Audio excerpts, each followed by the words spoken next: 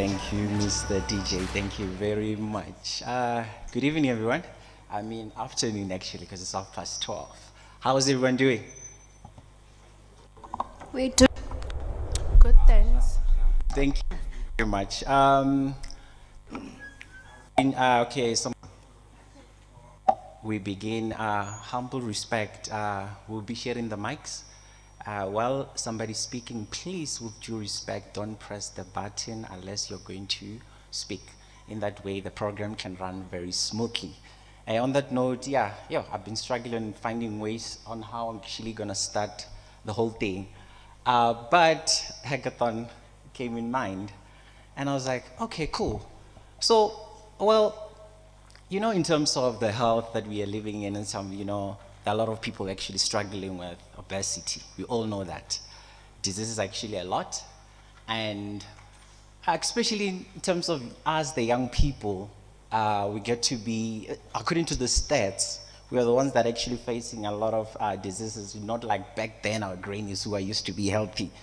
And also it took me to the other side of actually thinking about how this thing is actually the issue of disease is actually an epidemic, pandemic actually in terms of our country or all over the world, and going also in terms of how our environment is.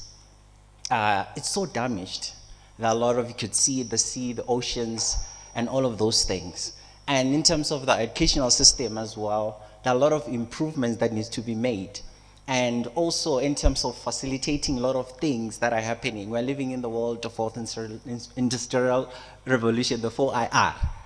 And actually, why you are here, it's one of those things, because we are the generation that is going to come up with technologies that is going to change each and everything, that is going to make sure that the world is a better place for each and everyone in terms of the technology that we're going to provide. In that way, you'll be asking yourself, actually, who's this guy sitting here? I mean, standing here speaking to you. Ladies and gentlemen, I am Leon Javi, and actually, I'll be your driver for today. And I'm hoping to be a good driver, as you guys will be my good passengers. Make sure that you buckle up your seatbelt, because yeah, I might be traveling at 180, but we'll see where we stop, because that's the speed limit, I believe. On top of that, because I feel like most of you actually not welcomed. So I think it's a better way, if you're attending a wedding and they need to tell you because the dogs are actually at the back or all those things, as they will say in my language. But for us to actually be at a better place, ladies and gentlemen, let me welcome the PMO manager, Mr. Tash Bodhi, as he will be coming forth with the opening and making sure that he welcomes us so that we can feel free at home. Let's give a big round of applause.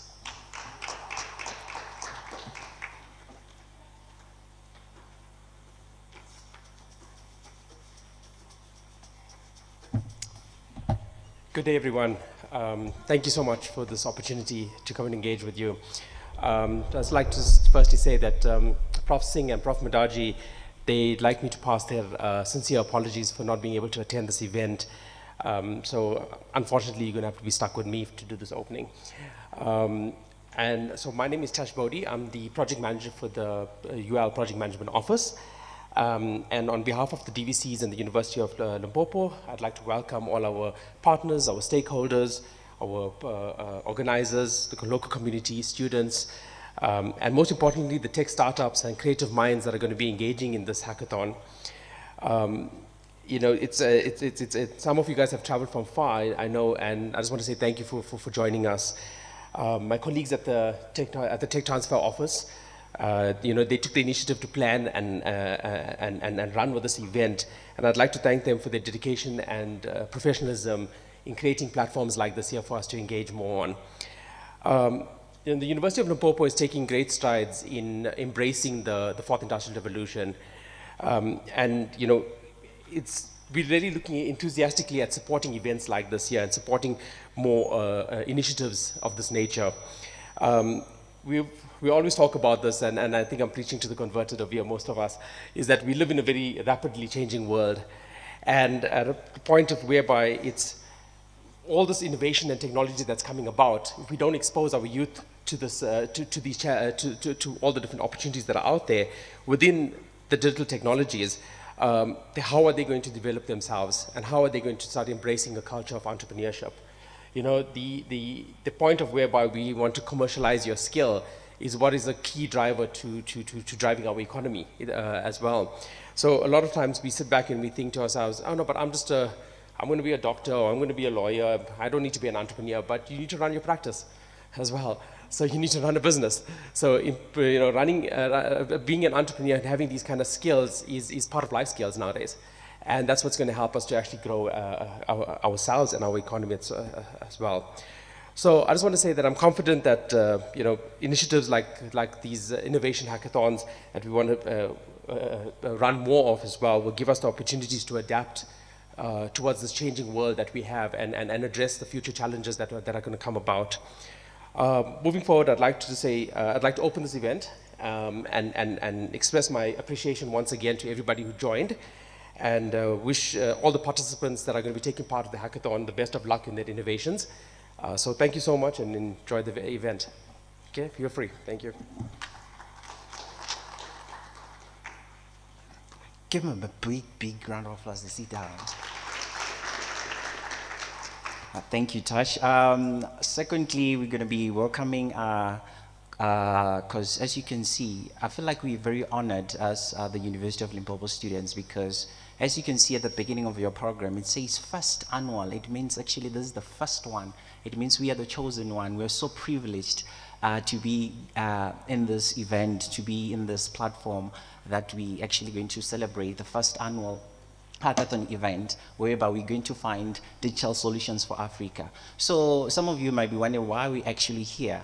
So to address that, ladies and gentlemen, let's give a big round of applause. We welcome the IP Officer, Technology and Transfer, Mr. Jimmy Morale.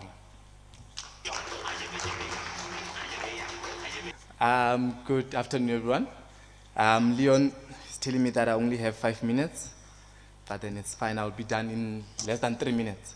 So as introduced, my name is Jimmy Mhali. I am the IP Officer for Tech Transfer and also the Entrepreneurship Coordinator for the institution.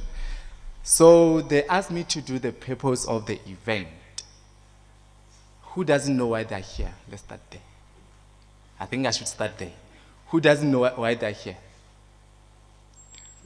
Those that are here, why are you guys here? I think that there are mics in front of you. Just press it, then it switches on.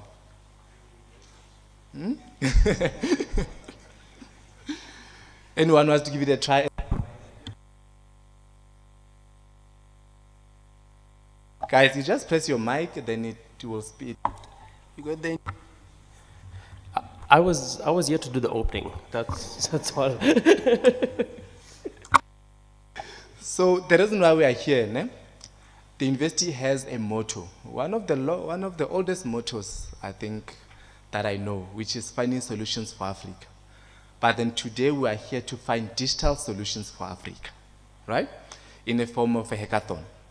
So as the TTO, we are hosting, or we are launching the first annual hackathon. In other words, there's still more to come. This is just the, I don't want to say the word pilot, but this is just the first of many.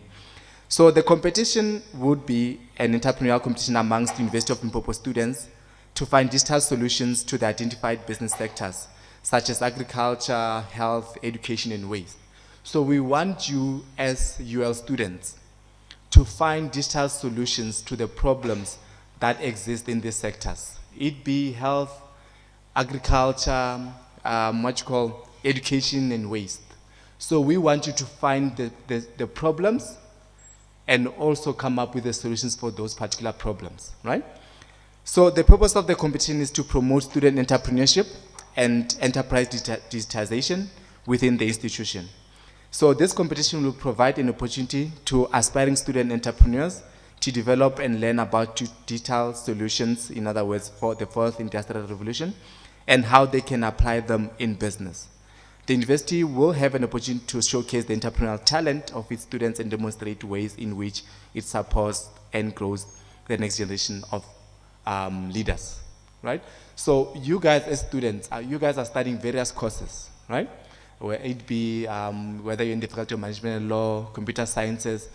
So we want you as students, as privileged as you are, to go back to your communities and find digital solutions to the problems that they face. We're also doing a program called STEP. Some of you I know are doing that program. And I know in that program, you guys are given SDGs, your Sustainable Development Goals. Leon is shaking his head, and if I say his SDG, it's going to be another story. And so one of the group, I remember one of the groups, we asked them, what is the problem that you have identified in your community? And that problem that they identified was water. To say that there's the problem of water in the community. And I asked them, as a student, what solution can you implement to solve that particular problem? I won't say their solution, but then they have a solution that they're implementing, which is quite a very nice solution, right? So, but we don't just want solutions, we want digital solutions, because that's where the world and the economy is.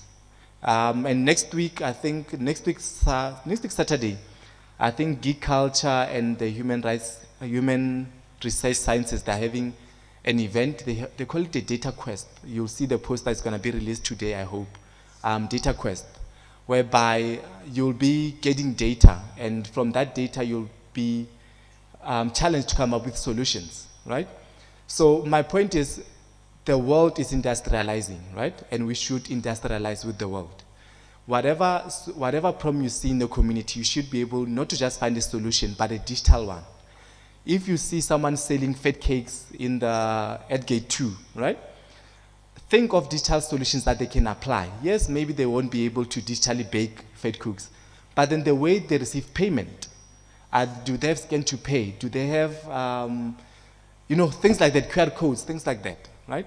So that's the whole purpose and the rationale behind the hackathon. We want you guys to come up with digital solutions to the problems that we face out there, not just as students, or not just problems faced by students, but the community in large. Because at the end of the day, you guys belong to communities. Some of you guys are not from Mankwe, you guys are from Tzanini, Palabora, and when you graduate, it's where you're gonna go back, right? And those are the communities that you guys should develop. Yeah, I'm preaching. Thank you, Leon. And I wish you guys all the best for today's session, and I hope you guys will learn a lot. We have stakeholders from NIDA, the district municipality, and the likes. So please use this opportunity to engage them. Find out how they can help you in terms of your solutions. Some of you are sitting with brilliant ideas. This is the opportunity to engage with them. If you need funding, and I'm saying this looking at NYDA, if you guys need funding, I heard that they're funding and then there. Use this opportunity to find out how they can assist you, how to apply for their funding, how much is it?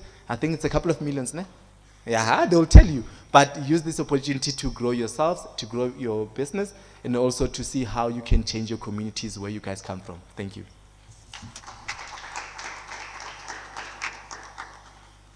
He says we are moving in the world whereby everything will be digitalized. Same thing, those two smart guys were so smart to be like, how can we send pictures, videos, and more than a text? And I'm like, no, smart thing that we can do, we can make sure that we create WhatsApp. And at the end, they end up selling it for like $60 million. So they solved a problem that they said, like, no, this letter thing is going to be a problem for us traveling, because we want to share the GIFs and the memes. They were so smart. So as Mr. Magali has mentioned, we have like 4 things: the waste, the education, and also the agri and also health that we can focus on, because we are the future. So he mentioned about all the resources that are available here today. And calling on one of those resources that are available here today, ladies and gentlemen, let's give a round of applause as we're going to be welcoming the Technology Transfer Officer and IP, Mr. Thabo Hwale. As we'll be coming forward. A big round of applause for him. You can do better than that, guys.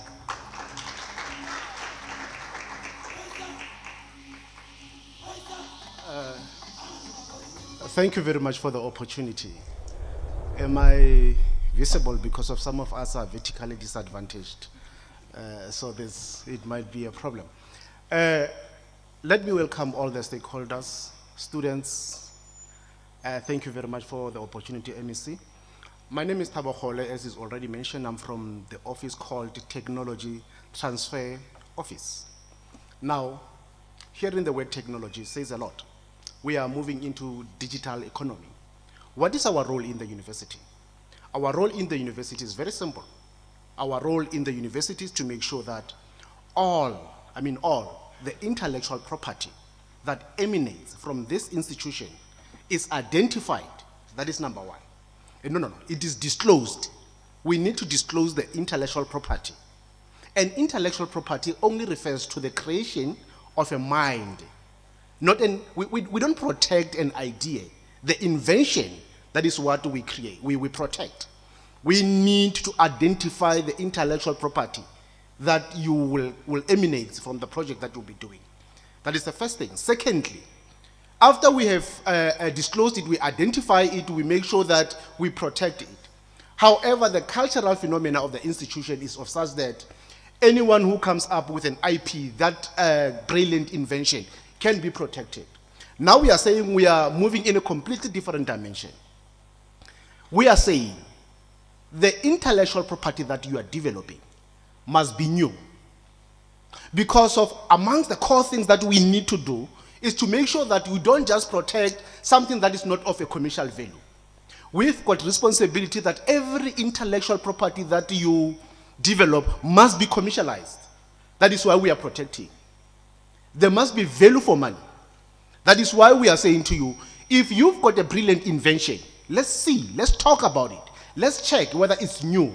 And if it's new, let's protect it. And if it's protected, who are the stakeholders? Where can we sell this? How best can we commercialize it? Can we license it? Can it be used in Zanini to solve a particular problem wherein you are getting revenues from that particular intellectual property? That is basically what the office does. And everything that I'm stating here is for free. You come to the office, we advise. I can assure you, you can talk to any intellectual property attorney. Go and check how much they will charge you. For consultation, you'll pay 3,500 for 1 hour. And I'm saying our services are available to staff members and students for free. And then we've even went to say we've got social responsibility to impact the community around us. We are even inviting members of the community. Whoever comes up with an invention can be anything else. Your indigenous knowledge system. What we buy on the streets. Others want to package it and sell it to Cape Town because it's not there in Cape Town. We are assisting people like that to say, let's test it so that it can serve as a supplement for a particular thing and make sure that we take it to Cape Town. That is why we are here as an intellectual property office. We have other stakeholders that we work with, like TIA.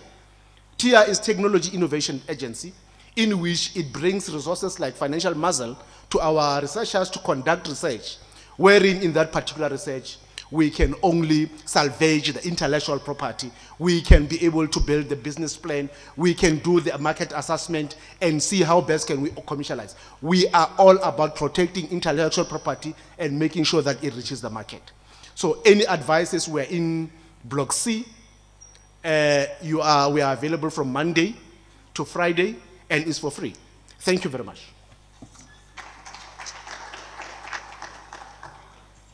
More applause as you sit down. Thank you very much. He's alluded a lot of IP things. You remind me of the story of what Safa did, which forgot to protect Bafana. Wayne Smith was very smart to be like, I'm going to protect it myself, and managed to back about 33 million out of that, just because of intellectual property, whereby you have to protect it. It's very important what he's saying, and he mentioned the important thing: it's for free. Block C. I hope you heard me. So while we're on that, there are different courses that actually Hackathon offers.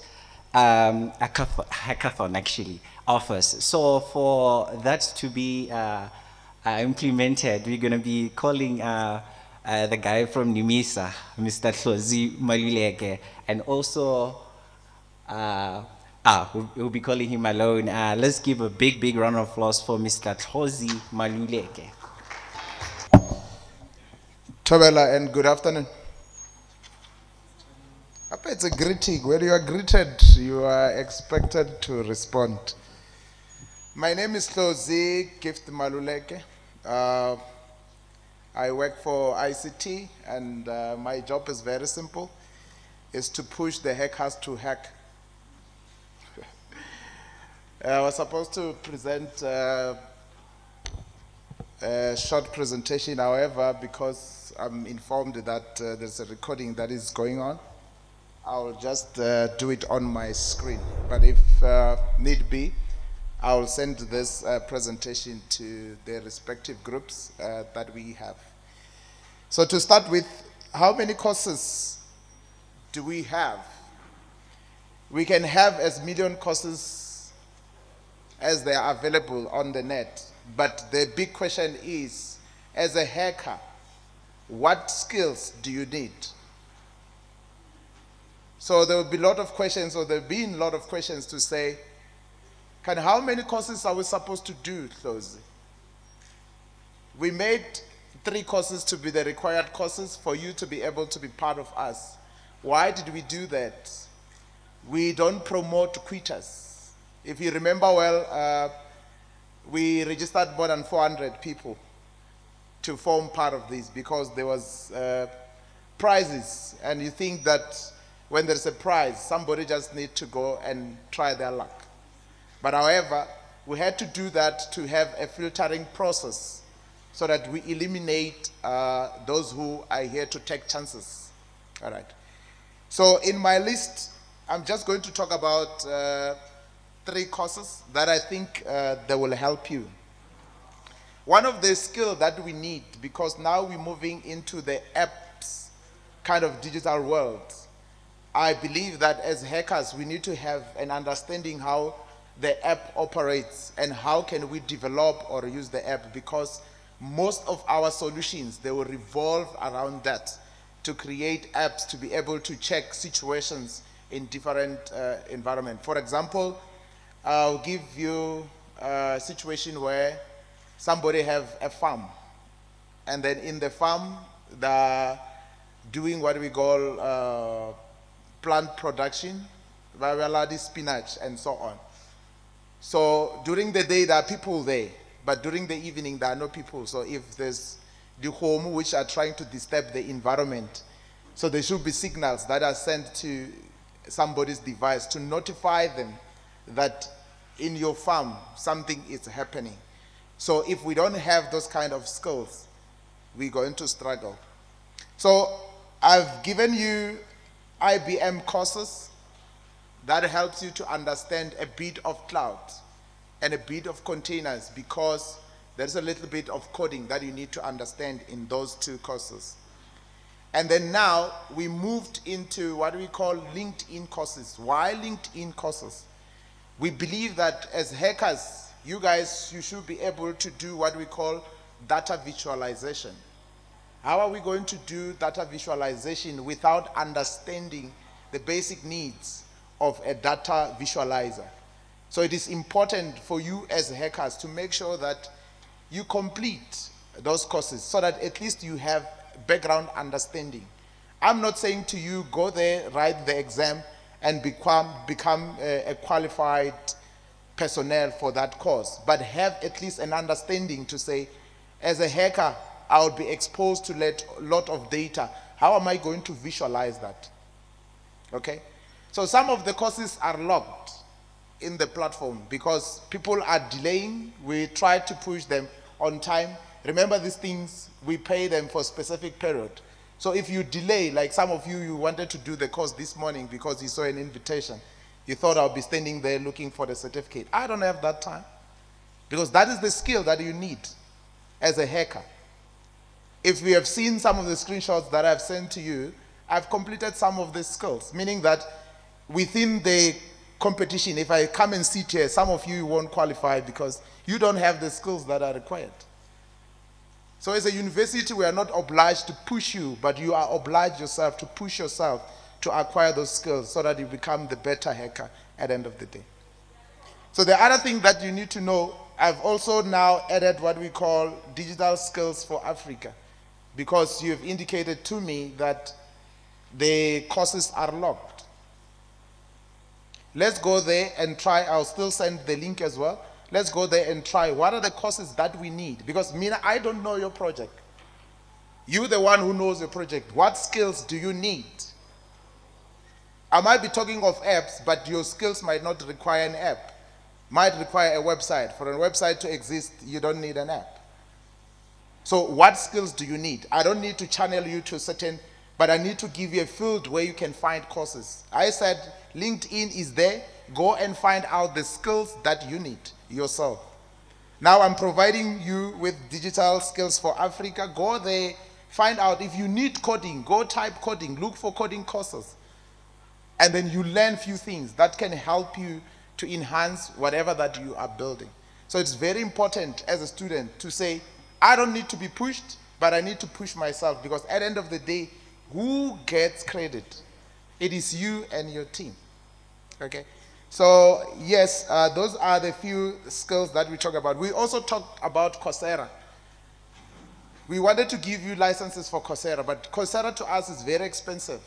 Some of you, you haven't completed what we said you should complete.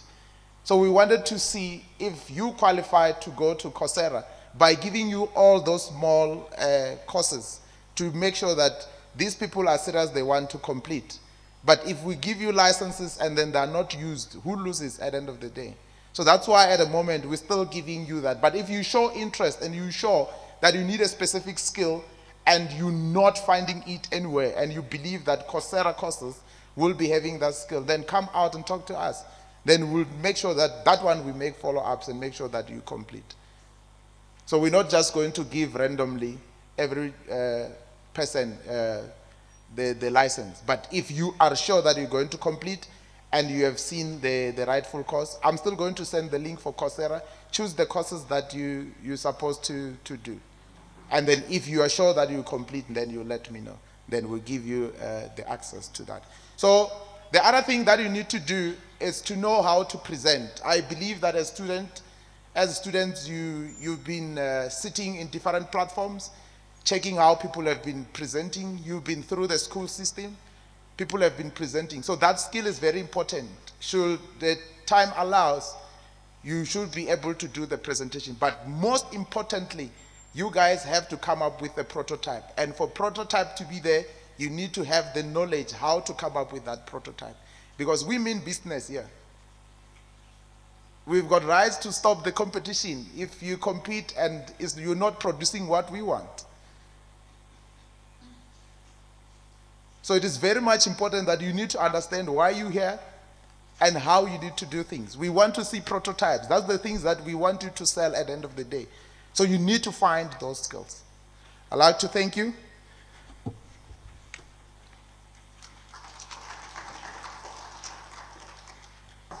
Yeah, one quick question. I just want to show you something on how unique and special this is. My brother, what course are you studying? Computer science. Yes. Bachelor of Education. My brother, what course are you studying? Math science. Sister, what course are you studying? Becoming HR management. Thank you very much. I'm doing accounting myself. What I'm trying to show you is that we are all here because there's an importance in us.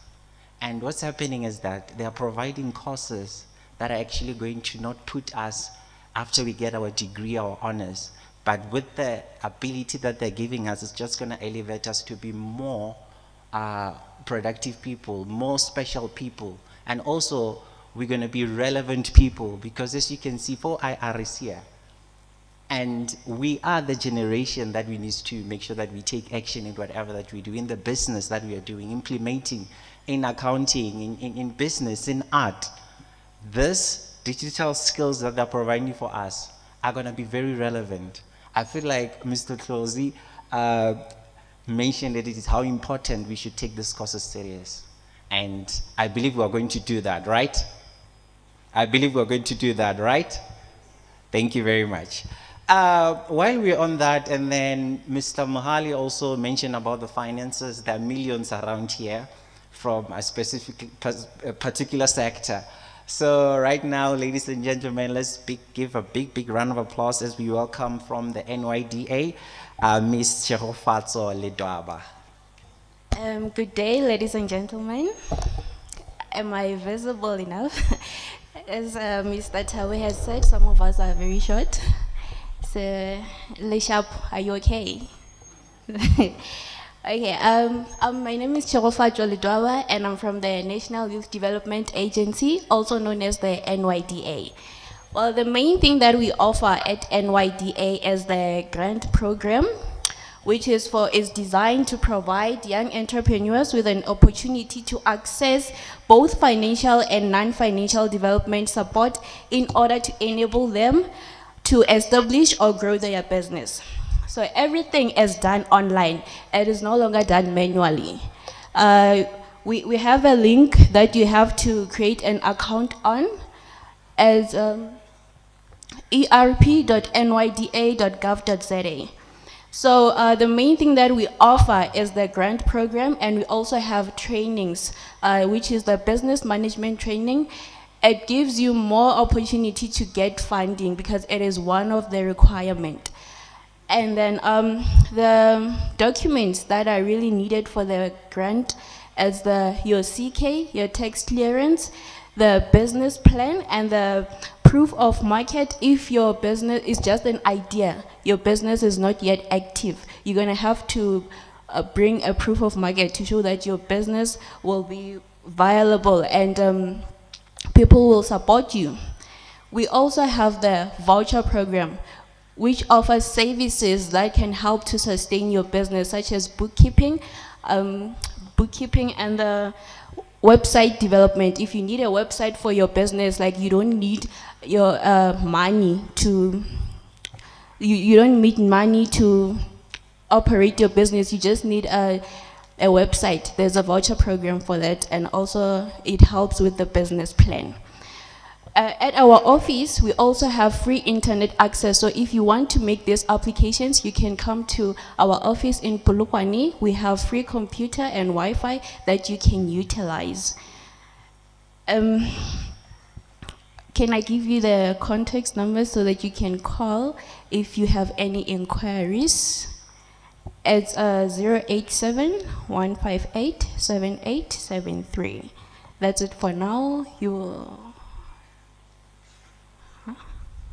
Oh, 087-158-7873.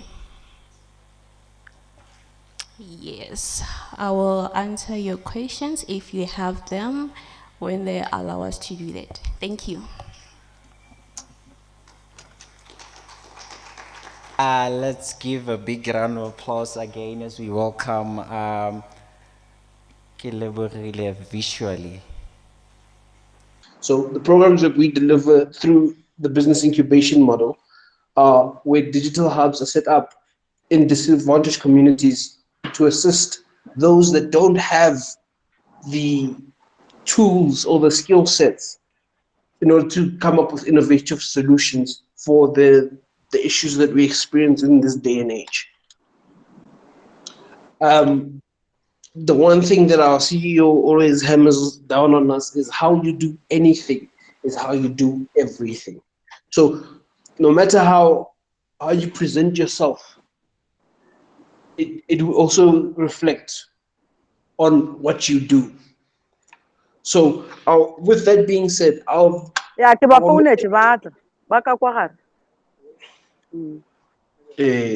know with me, but yeah.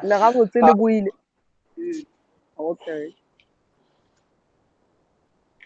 All right. Through digital creative innovation and business incubation.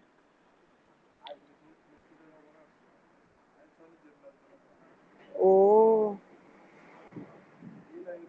You muted the wrong person there.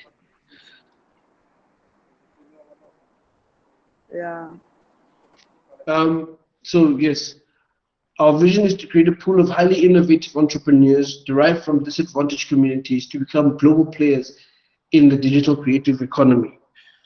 With that, what we're saying is that we want to take people from wherever they are and help them progress to go and compete in places like the Silicon Valley, out there in Singapore, out there in France at ANSI for the animators. For those that are competing in technology, they in China, Japan, Singapore, once again. That's our vision. Now, our objectives are to bridge the digital and gender divide, sorry, through technology innovation, business incubation, interventions, right? Our second objective is to unlock the value and opportunities through creating awareness within the digital creative industries. Third is to introduce creative industries as a lucrative business opportunities and career. Fourth is to leverage on existing ecosystems to sustain startup entrepreneurs. And finally, fifth, to drive research and development in the digital creative sector. Basically, our objectives is to build. Hence why you see every first letter of every objective is bolded and capitalized, which shows you that we're here to build communities, we're here to build people to become both entrepreneurs and people who have skill sets to help entrepreneurs as well. Our programs include business incubation, which is a 24-month process where we take people from seed stage all the way to them being able to make money. Our aim is to, with business incubation, is to help communities reach their fullest potential for each and every idea that can come up and assist us in the world today. Then our second program that we have is drones, of which what we do is that we've assisted so far 45 ladies with our Drone Diva program that we run annually. And what we're trying to do is to run it biannually now so that we can empower women in the tech sector and for them to be able to have the same opportunities as males do. And lastly, our last program is the Umbakoda program. This is a platform where we are consciously looking to assist women and women businesses so that we can elevate the women. Because as they say, there is a saying that we go teach a man, teach an individual, and you teach a woman, you teach a nation. So we're consciously trying to empower women so that they can reach the fullest potentials as possible. Right, and then one of our initiatives that we run is the Digital Youth Festival. It is intended to create awareness and expose youth to the digital creative industry itself. We started this last year, which we went to. It was Gauteng. This has taken place in different provinces: Gauteng, Limpopo, and in Eastern Cape. Right, so in Gauteng we were here at Tshwane. In Limpopo we were at Venda, and in Eastern Cape we were in Gqeberha in 2001. I mean 2021. In 2022 we upscaled it and we went to 5 different provinces, of which we went back to Venda, we went to Jeffreys Bay, we were here in Tshwane, we went to Mafikeng, and with the final and closing, we were in the Free State. And then a project of our Umbakoda is where we consciously look for women to shine a spotlight on these women that are in the digital, the tech and digital creative sector, the technology sector, and for those that are pushing boundaries, where we've noticed, we've seen that there's boundaries that have been pushed. We've hosted this for 3 years now. These are just the stats that we have and a few pictures there.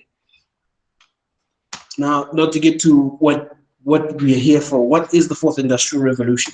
A lot of people always ask me this question, and I've decided that today I'm not going to assume that people know what the fourth industrial revolution is. So Industrial Revolution 1 was the use of steam, right? That was the power of steam.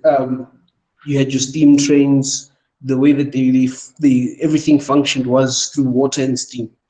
The second industrial revolution was when electricity was running in households, of which that came about around the 1870s.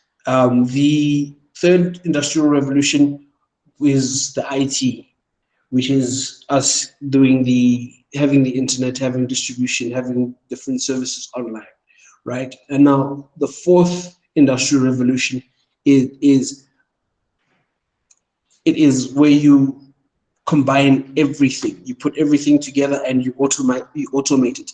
So this is how I decided to describe it so that people can grasp it properly. The fourth industrial revolution is a way of describing the blurring of boundaries between physical, digital, and biological worlds. It is a fusion of advances in artificial intelligence, robotics, the Internet of Things, 3D printing, genetic engineering, quantum computing, and other technologies. It's a collective force behind many products and services that are fast becoming indispensable, right? The way that I would explain this is just so that you think of GPS, right?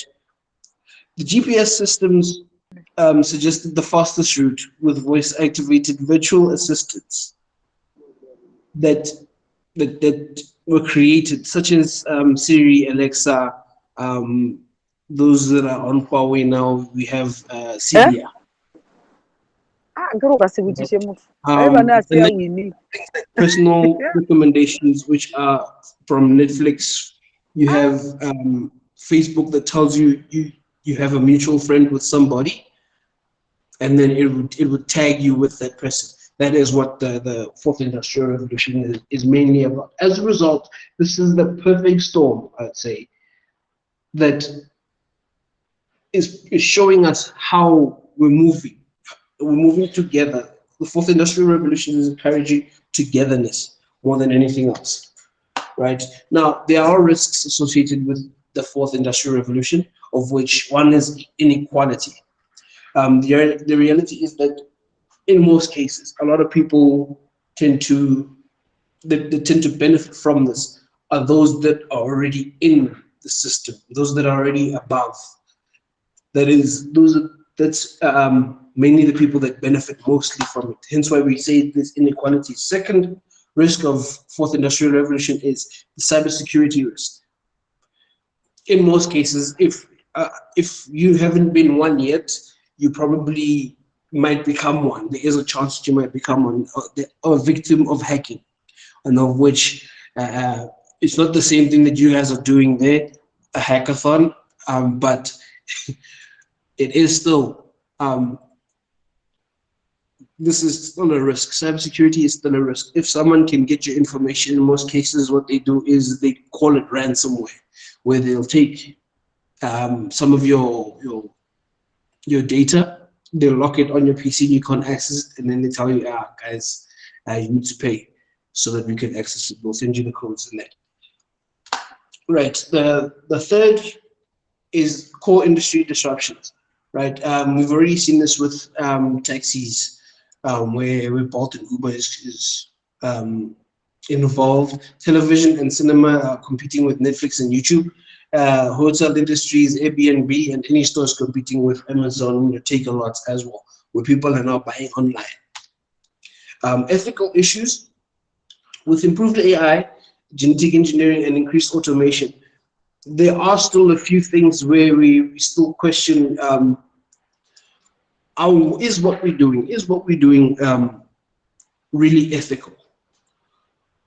Because sometimes all we're doing is just looking out for ourselves or for ourselves.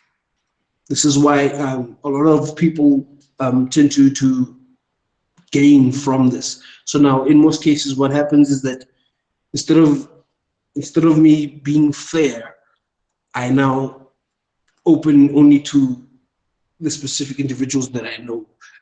What we call, what some people will call, in fact, tenderpreneurs, where you have specific people that know somebody, so they get the tender, right? That is the risks of the fourth industrial revolution, right? But now let's hop into the pros. This is higher productivity, right? Everything that we do nowadays is done much faster purely because we have systems in place that help us do that, right? But before 2005, basically everything was happening nice and slow. You had to go to a payphone. If you didn't have a cell phone, you couldn't afford a cell phone. And if you wanted to send a mail to someone, you had to send an email. No one could do anything about it. You had to wait until that person read that email. After that, hooray for texting, you know. Improved quality of life. Technology has made it possible for products to increase efficiency and pleasure of our personal lives. And not to mention also that in today's day and age, in Japan, China, Singapore, those areas there, they have autonomous cars. For us, we are only now getting into the trend of electrical cars, of which BMW, Mercedes-Benz, and Ford, I think, have introduced those three with the charging stations, and Jaguar as well. They've introduced charging stations in places so that we are able to charge our electric cars. It also gave us access to new markets, of which, like I said, everything pretty much took off after 2005, of which this is where now your BBM kicked in. After your BBM kicked in, it was instant messaging. We all know what Mixit was. For those that are of my age, we grew up on Mixit, and then 2005 came around and said, "Yeah, guys, let's introduce BBM." And BBM was the in thing, and we started instant messaging each other. After that came your WhatsApp. And now in today's day and age, what do we do? Snap a picture and post it as an NFT, become a millionaire. Just in case no one knows what NFTs are non-fungible tokens that are sold for cryptocurrency, right? And in today's day and age, or rather the day and age of way back when you had to go to the bank or you had to go to ShopRite to send somebody money, now you can e-wallet. You know, just e-wa and someone has money. And then lastly, what this has created, what fourth industrial revolution has brought about, is a lower barrier for entrepreneurs. So you don't need to now officially have everything in order to become an entrepreneur. Now it's piece by piece. You start working your way up. You start, imagine if you, back then you had to advertise your hotel or your stay, wherever it is. Let's say, for interest's sake, I need to get to Polokwane, but I don't have a place to sleep. You had to advertise in the newspaper, and now this newspaper used to come thick. And now, when you advertise in the newspaper, I might not see your advert, but I need to get to Polokwane. Now, with today's day and age, the fourth industrial revolution, what it's done is that it's helped us put everything either A, on Airbnb, or even on bookings.com, or even having your own website so that people can reach you. That is what 4IR has brought about for us. Right? Even your prototyping, now you don't have to go and wait for someone else. You give them dimensions of the object that you want to create, that you can 3D print it yourself and become an entrepreneur from there. Right. What are the technologies that are driving change in 4IR, which is artificial intelligence is number one. Number two, blockchain. Number three, fast computer processing, in other words, quantum computing. Number four, virtual, augmented or mixed reality. Number five, biotechnology. This is the part I just want to explain the difference between having genetically modified things and biotechnology, right? Genetically modified is basically changing the genome structure. That's science. That is not using technology. That is you doing the science. Biotechnology is used to harness cellular and biomolecular processes to develop new technologies and products for a range of uses, including developing new pharmaceuticals, materials, and more efficient manufacturing processes, and cleaner and more efficient energy resources, of which brings us to the next point, which is robotics. Biotechnology is technically robotics, but robotics is now putting together your things using like your Raspberry Pis, using your Adrenos to ensure that everything is moving in accordance. Then comes the Internet of Things, of which that is what connects us through everything. Imagine opening your phone, using your phone to switch on the lights at home, or to unlock the door before you get to the door instead of using a key. That is the Internet of Things. 3D printing. Fun fact: there is already people living with 3D printed huts and 3D printed livers. Apparently, it is, I think it's five people that have been part of these tests, and they're going strong. Imagine living with a 3D printed liver or a 3D printed kidney. Interesting, isn't it?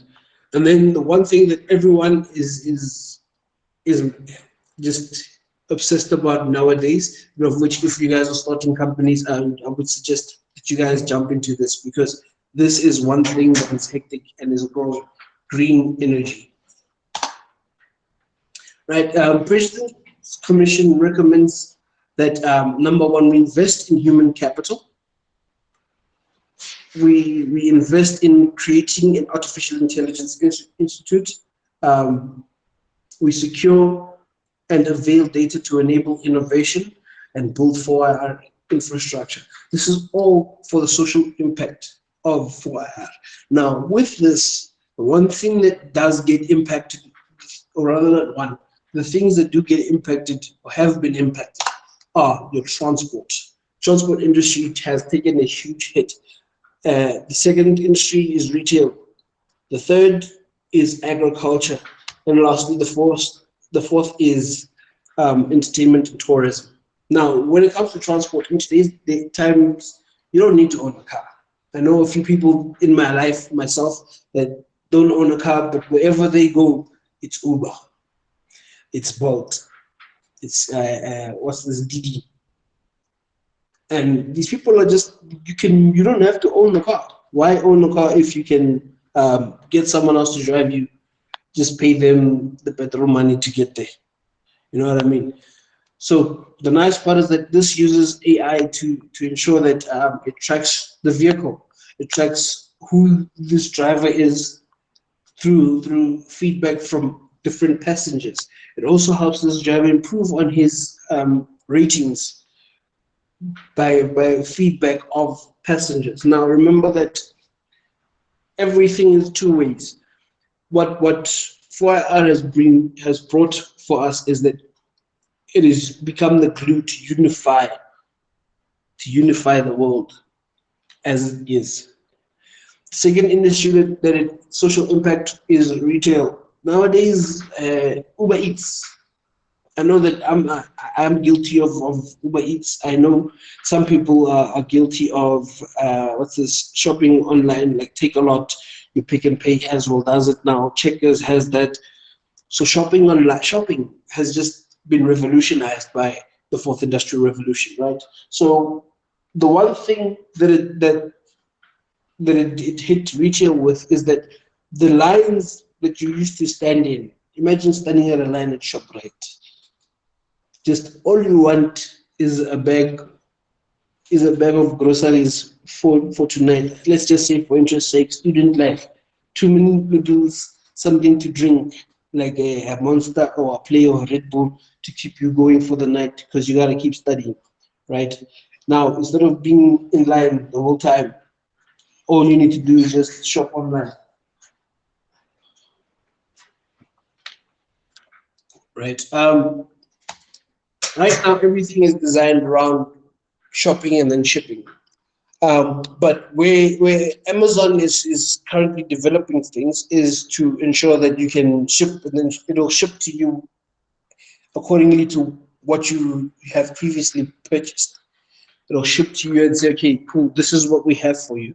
And usually you buy around this time. When you buy around this time, it's because you're looking for such and such of this thing and that thing.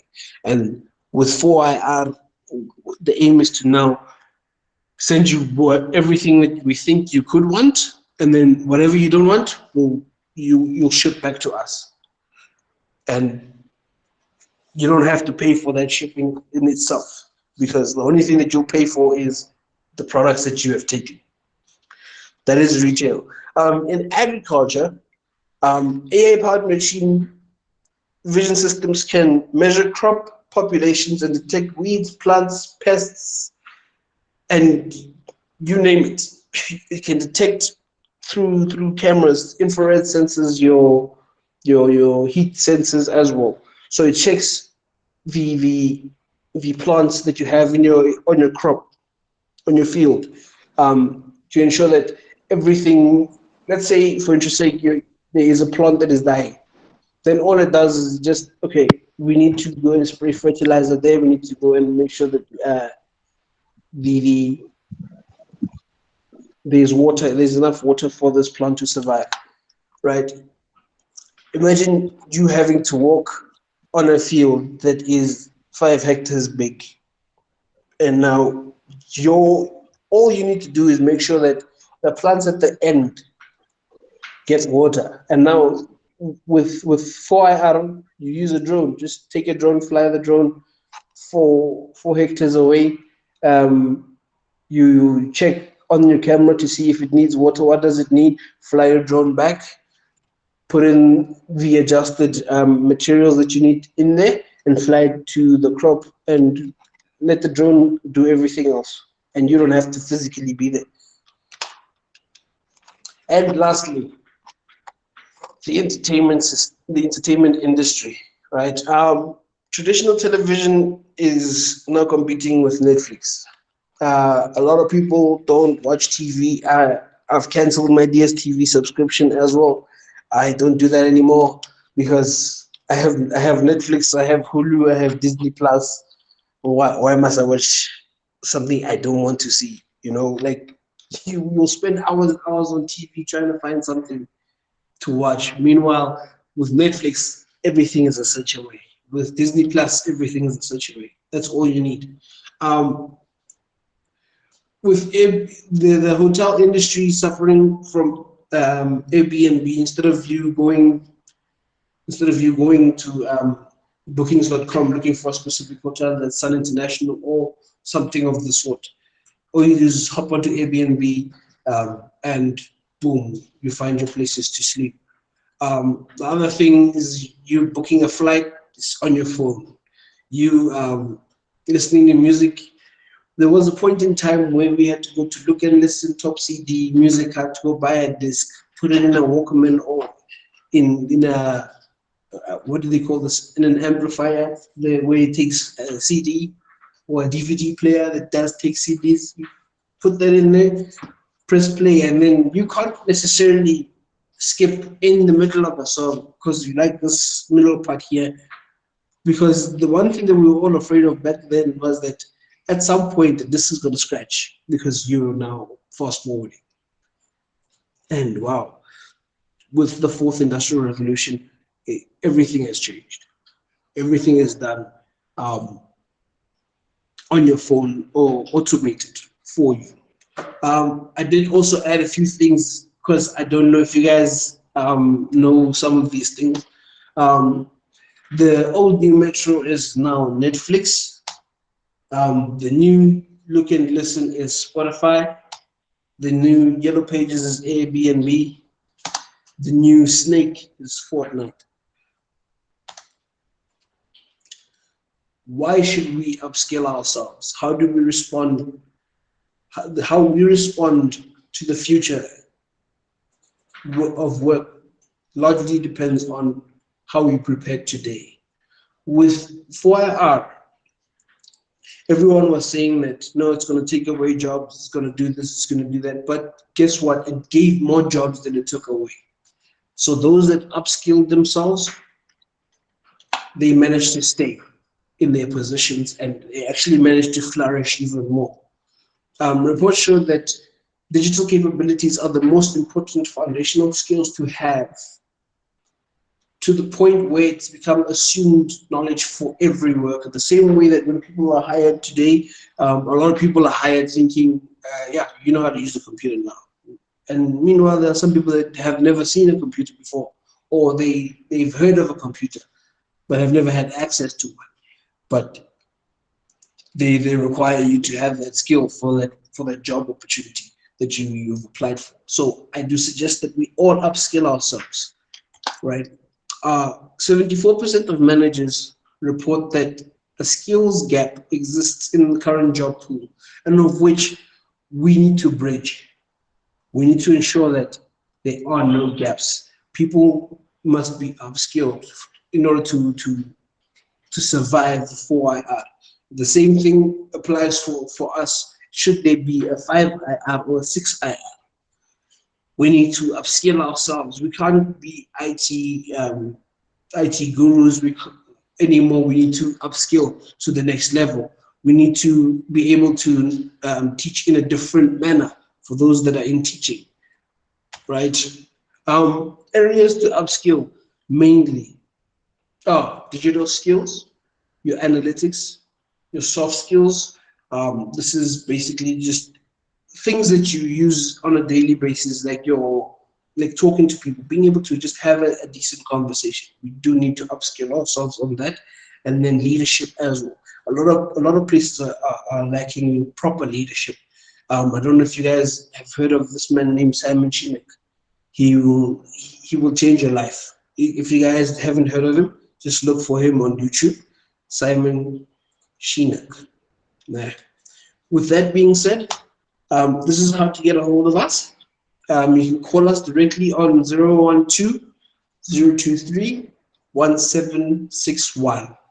That's 012-023-1761. Otherwise, you can contact us via email, which is admin@ab4ir.org. You can visit our website, get to the Get in Touch page, or any of our social media, of which is here on the screen. I hope you guys can see this clearly.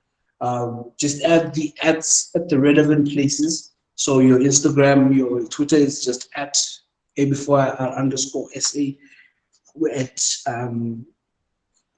Twitter is also at ab4ir. YouTube, just type in ab4ir and you just look for people, of which we're a company that's there. LinkedIn, the same.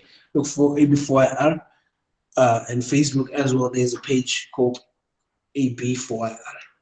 Thank you very much for this opportunity, and I hope that everyone has had a good time listening to this.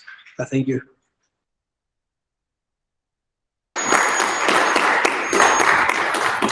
So, and I was asking myself, whatever I'm going to present today here, is it going to be relevant?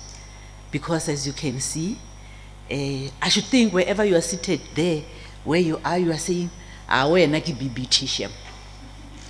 And yeah, but I'll try. So, you can go to the next slide. When I was invited to this, I asked myself, what is this hackathon? I said, yeah, now there comes a challenge for me, because like I'm saying, technology it's evolving, and some of us, we are just running behind it.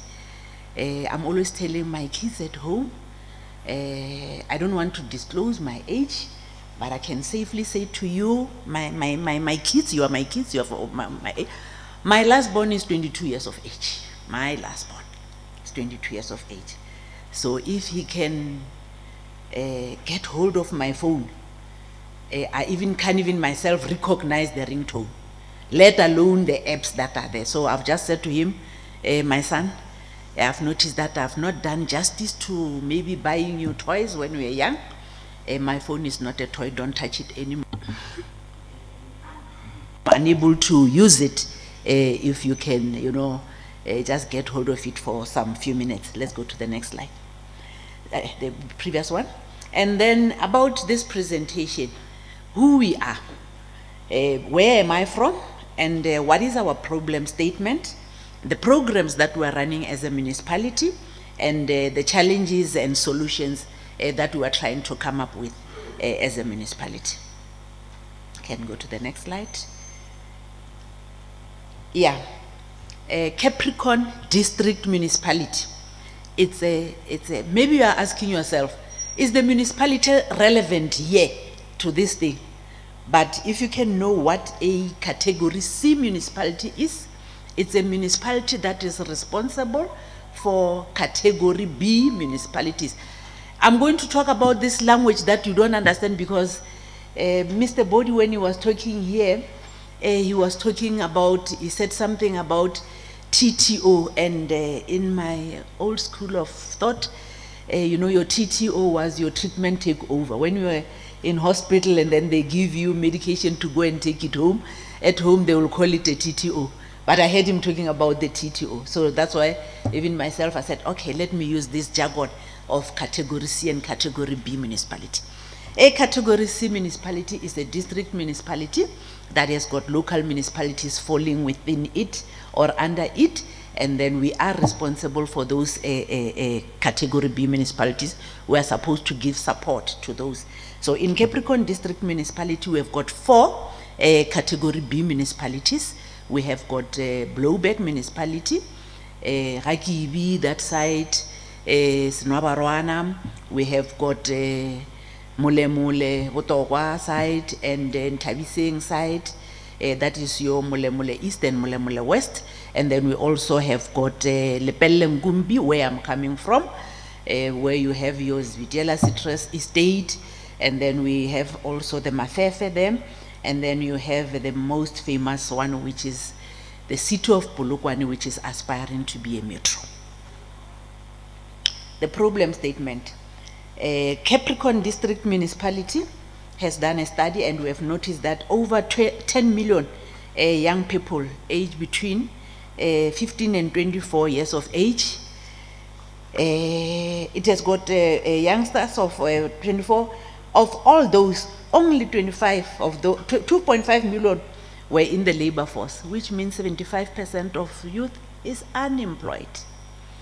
And I was talking to one colleague of mine yesterday who happens to be a tenderpreneur. Don't ask me what a tenderpreneur is, I don't know, but I heard there is that term, a tenderpreneur. And then I was saying to him, hey, Mkhotsi, I heard that somebody was saying, hey, you know, in our age we used to have debates at school. Lenas la did debate again.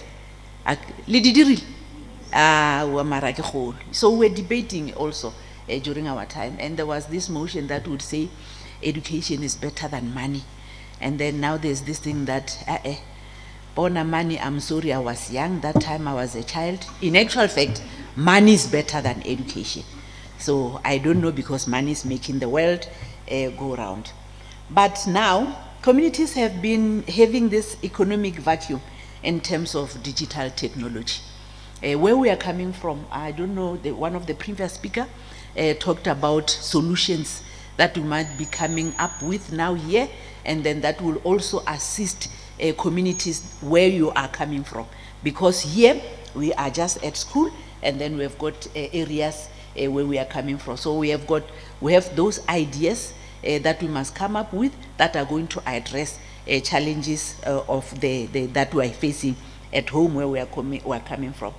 And the communities have been largely excluded from the real benefits of the digital technology industry. Let me just give you an example on that one. You have, what do you call it?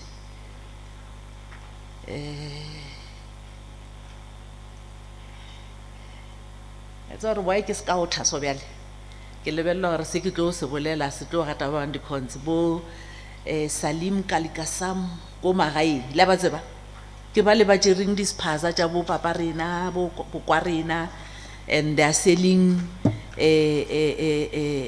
airtime ba be ba ge airtime e le o reka 5 ranta ba o rekišetša yona ka 7 ranta and then 2 ranta ke admin so you ask yourself gore 2 ranta ela because airtime yona ke 5 ranta where is this 2 rand going from, I mean going to? But unfortunately, because they are here and then they've taken advantage of that, or now we are not making use of this opportunity that is there in front of us that we have to take up, and then they are there. So guys, here is an opportunity. The previous speaker talked about the evolution of the industrial revolution, your first, second, third, and then I'll touch on that as we continue. So the problem statement is that more concerning the impact and growth of digital technology and therefore IR industries is not measured, monitored, or managed by the local and provincial government. Yet it is in the center of operations and life as we know it now. COVID-19. COVID-19 has taught us that we can do things differently.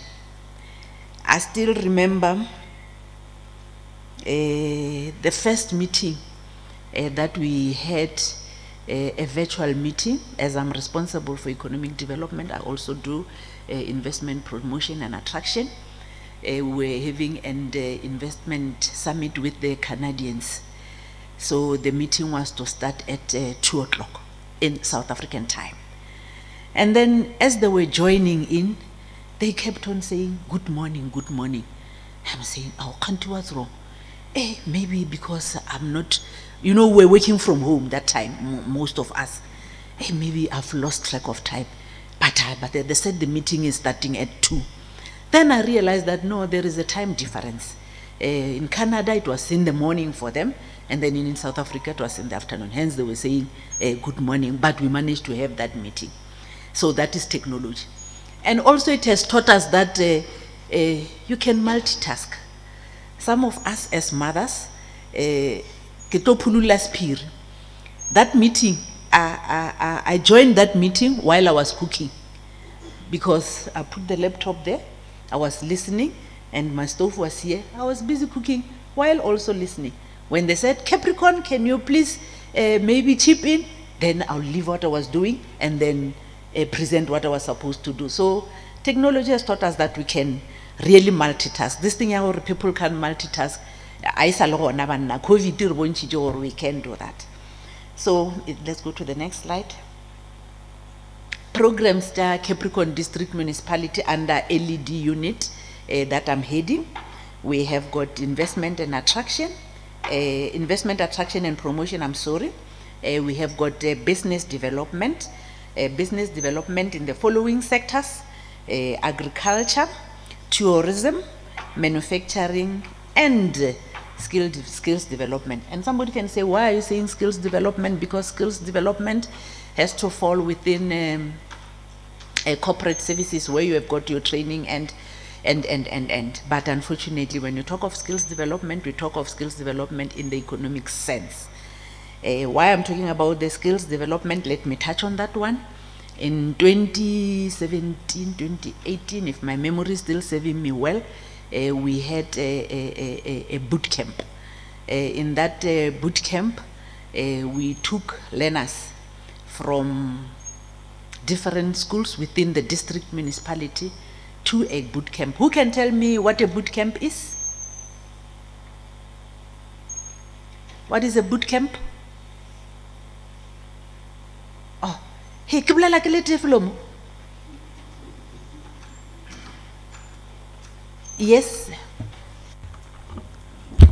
And I think it's a group of individuals focusing on a particular set of skills. Yes, you are there.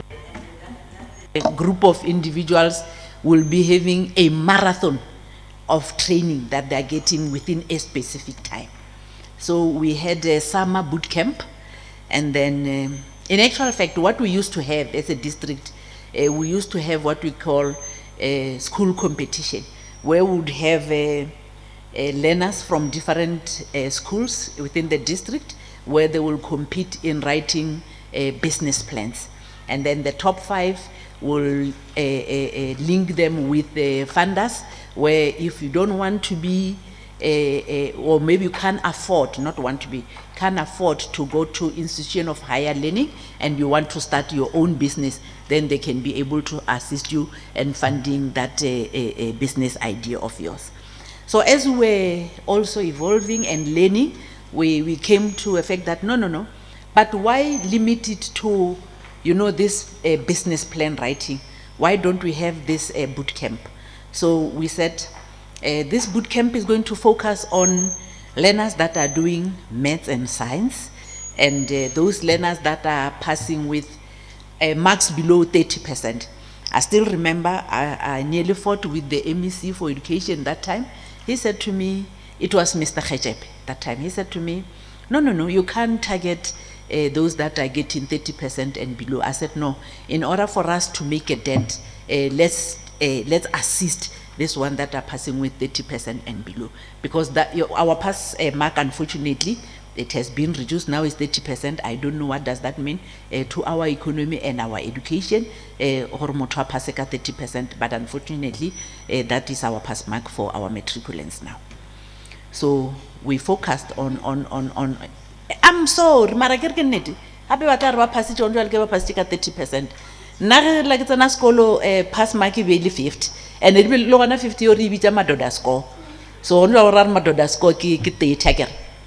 So yeah, then we had that boot camp, and then we said no, we're preparing for that boot camp. We said no, let's do it differently.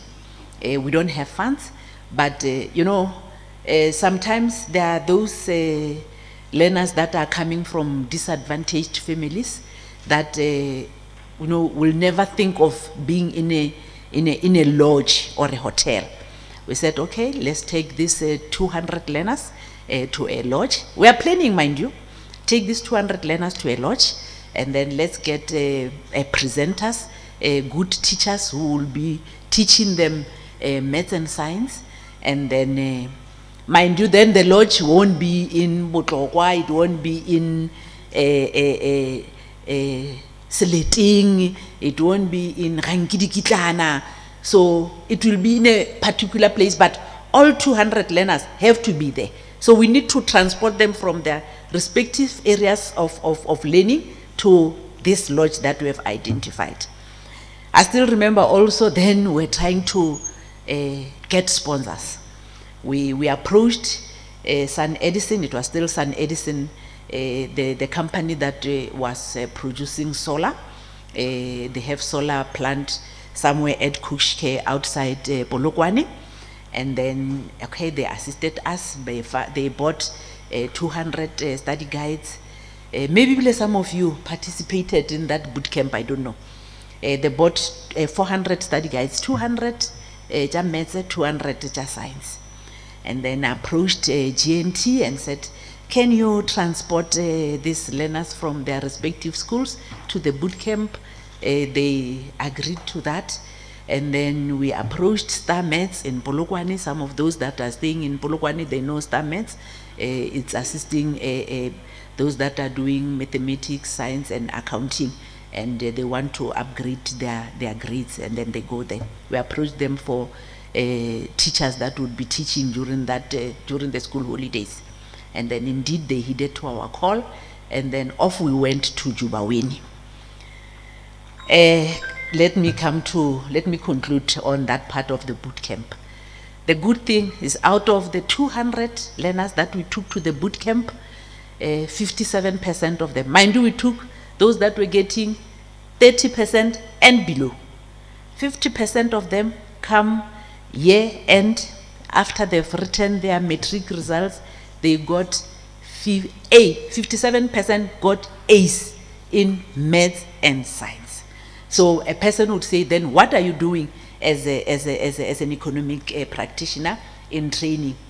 Those people that we assisted that time, I don't drink, but I know in the past, lurking black label, jwala bo ba le botlolo bo brown ke bona be bo thupa sefoka kere mara gona bjanong gore o arrivile leno a mabotlolo a matala bo Heineken bo what a kere gape mpotšeng ke bolela maaka a kere na ke nwe mara matša gore o arrivile tafoleng ya ona o tla khumana le mabotlolo a matala e se tlo e sa le bo Black Label. And where do they come from? Ke di scientists tše di tšwang gona mola le re ne re trya go di developer di sa le ko sekolong. So that's where we come in when I say skills development. And then we are also into agriculture.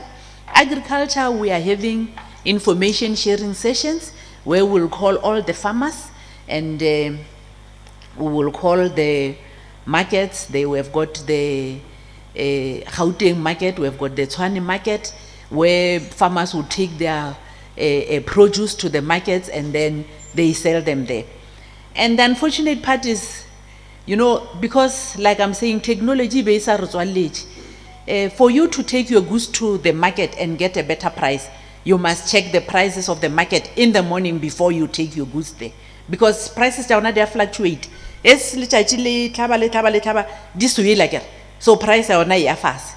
So if you know rekisha, if you know producer waisha marketing also what is the opportune time for me, you will find that most of the time the price go fast. So technology before you take your produce to the market, you first check the prices the market and then at what price will they, at what time will they be taking what at a particular price. Then that you go and deliver your produce.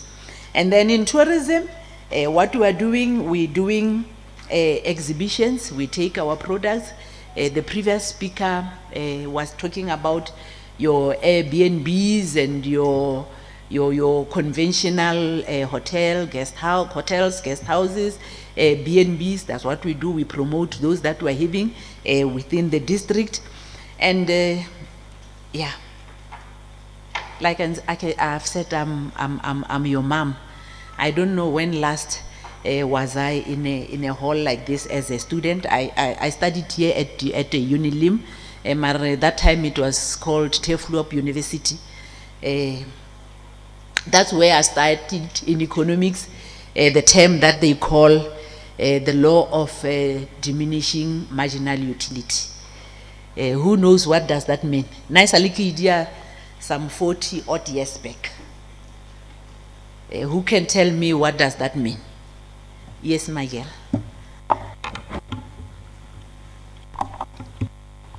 I'm not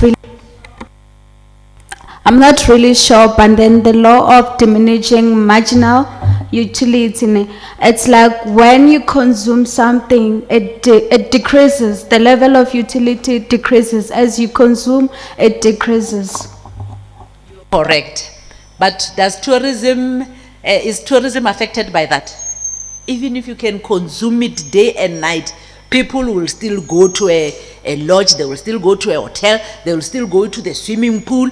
And COVID also has taught us that I'm always saying it's unfortunate, but if we, in the past, when we have a death case, night vigil, now because of COVID, we're no longer allowed to have night vigils. So for you to go and bury your loved one coming from Gauteng maybe, then we're forced to sleep at a B&B. So it's not affected by that tourism. So that's what we are promoting as well.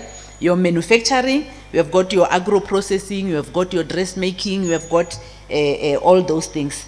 Can we go to the next slide? I've been told that I'm left with 5 minutes. The challenges that we are facing as Capricorn District Municipality. It's a high unemployment rate. I should think that one is a national challenge. Shortage of skills, technological skills unites West, and ailing health system.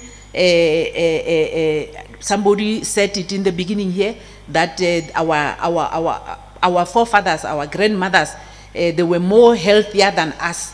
And I don't know now with us, is it the food that we're eating, the GMO foods or what?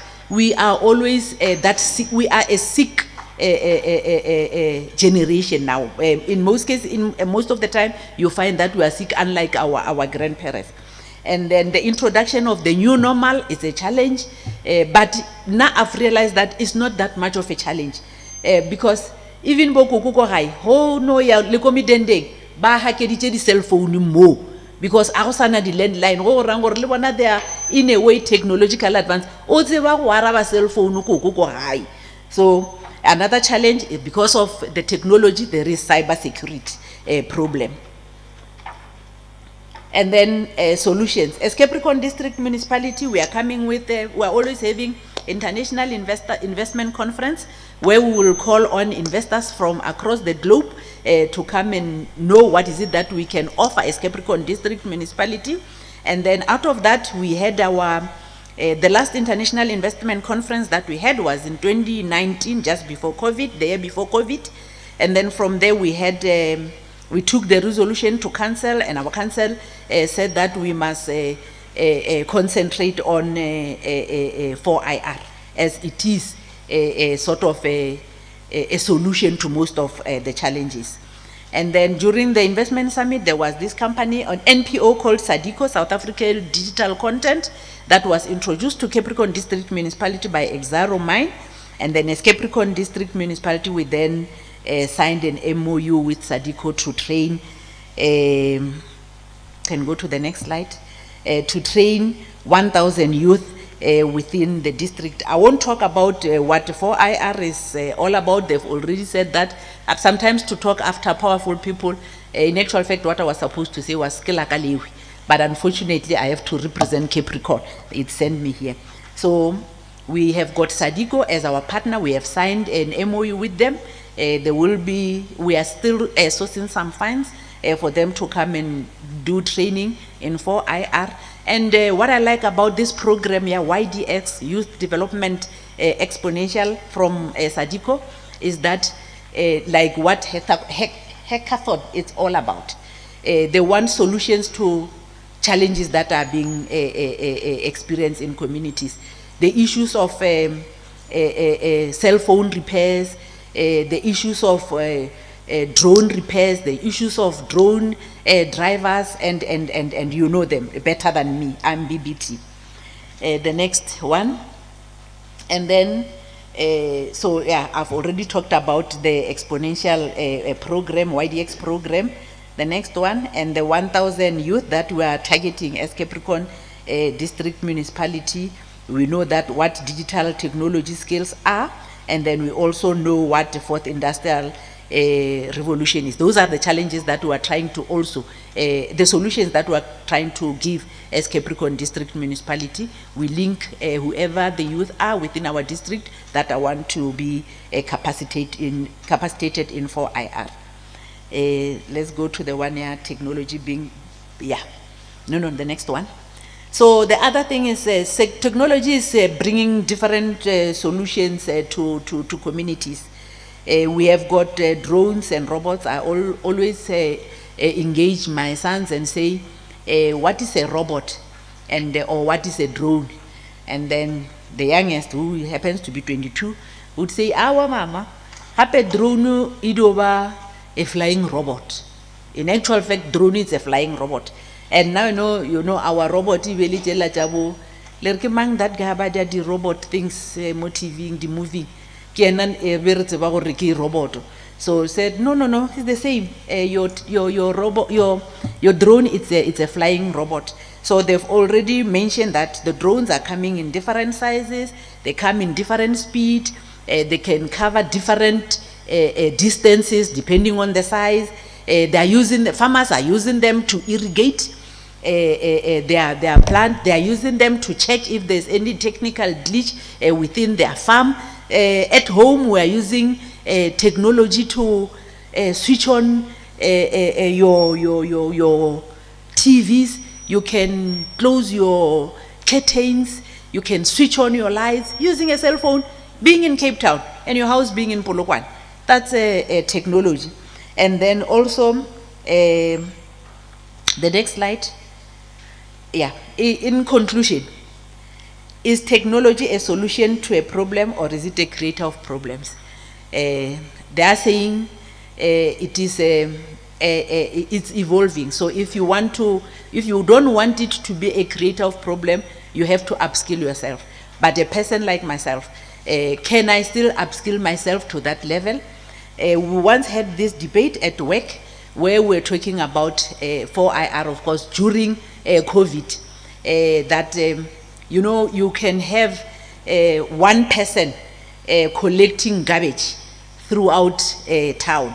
And then you have those dustbins, mobile dustbins, and then the truck would just come, clip on the dustbin, offload it into the truck itself, put back the dustbin and move without having bontate ba le ba bantši ba go apara di-overall tše dintši ba kukang.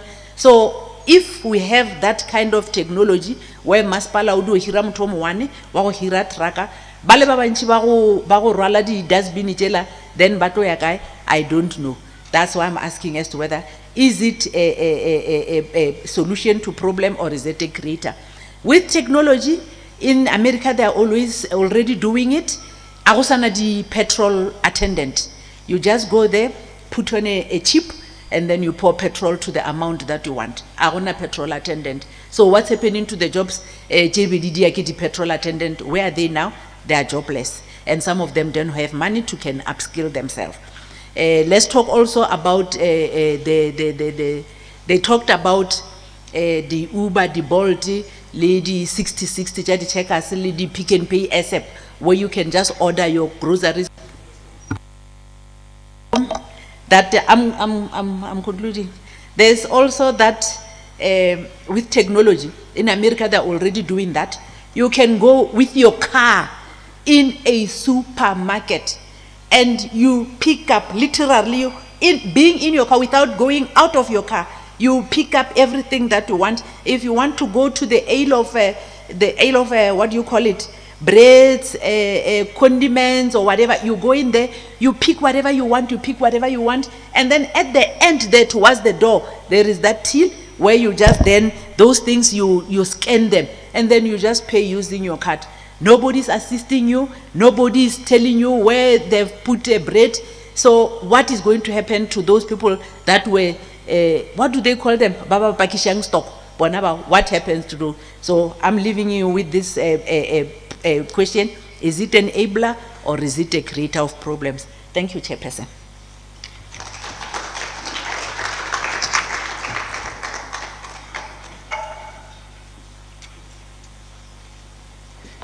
Thank you very much. Let's give another round of applause.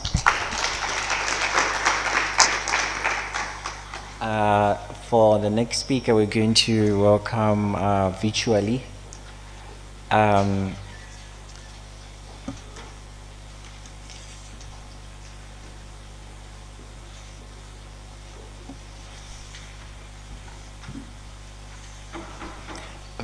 we're going to welcome from the Limpopo Chamber of Commerce and Industry, Mr. Albert.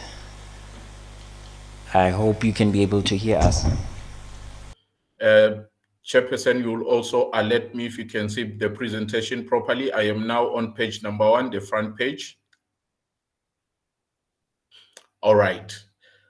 I'm not going to take you through the overview and some of the things in terms of the details about myself. Suffice to say that I am qualified enough to be talking to you. I am doing my PhD at the University of Venda, and I've got a master's in industrial systems engineering and what they call maths of finance. And of course, I'm a socio-economic activist. And I'm not going to bore you too much about the Limpopo Chamber of Commerce and Industry. Suffice to say that we exist to protect. I just heard the previous speaker talking about some who came to South Africa and took over the market. It is our role to protect entrepreneurs from that. We are here to unlock. Part of this program is also to unlock in terms of providing solutions. So we are there to unlock doors to make sure that entrepreneurs can flourish. And we are here to promote as well. If you need to promote your business or you need your program to be known, that is our role. We do that using 4 structures. The one is the Limpopo Chamber of Commerce and Industry, which is under our national structure. But we also have 3 other structures that we use. The South African Leadership and Enterprise Development Network, and what we call the Independent Bureau of Economic Development, as well as the South African Corporate Social Responsibility Foundation. In these spaces, we're able to do the advocacy work under the Limpopo Chamber. We're also able to support the entrepreneurs within the network. That's where we network with people within South Africa and other countries. But we also do research, almost similar to what this hackathon is doing. We have got an Independent Bureau of Economic Development. We do research there. And then we also go out there to impact people under the foundation. Coming to the topic that I was given to talk about, I thought it would be critical to define a social problem. And I came across a definition amongst many other definitions. I chose this one, where they are saying that a social problem is any condition or behavior that has a negative consequences for large numbers of people, underline the large numbers of people, and that is generally recognized, I underlined again, recognized as a condition of behavior that needs to be addressed. Key to recognize there is that if something is recognized, there must be data or evidence. 2, it must be lobbied for or spoken for. And obviously 3, there must be some form of communication. And in all those 3 things, you'll have already realized that there is a need for digital platforms or digital technology in terms of data analysis, in terms of lobbying. We can use social media or various media. And of course, communication, again, we can use various media to do that. But then what are the causes of social problems and what could be the solutions? There are 2 causes of social problems that I have identified. One is the environment in which we live in, how we grew up.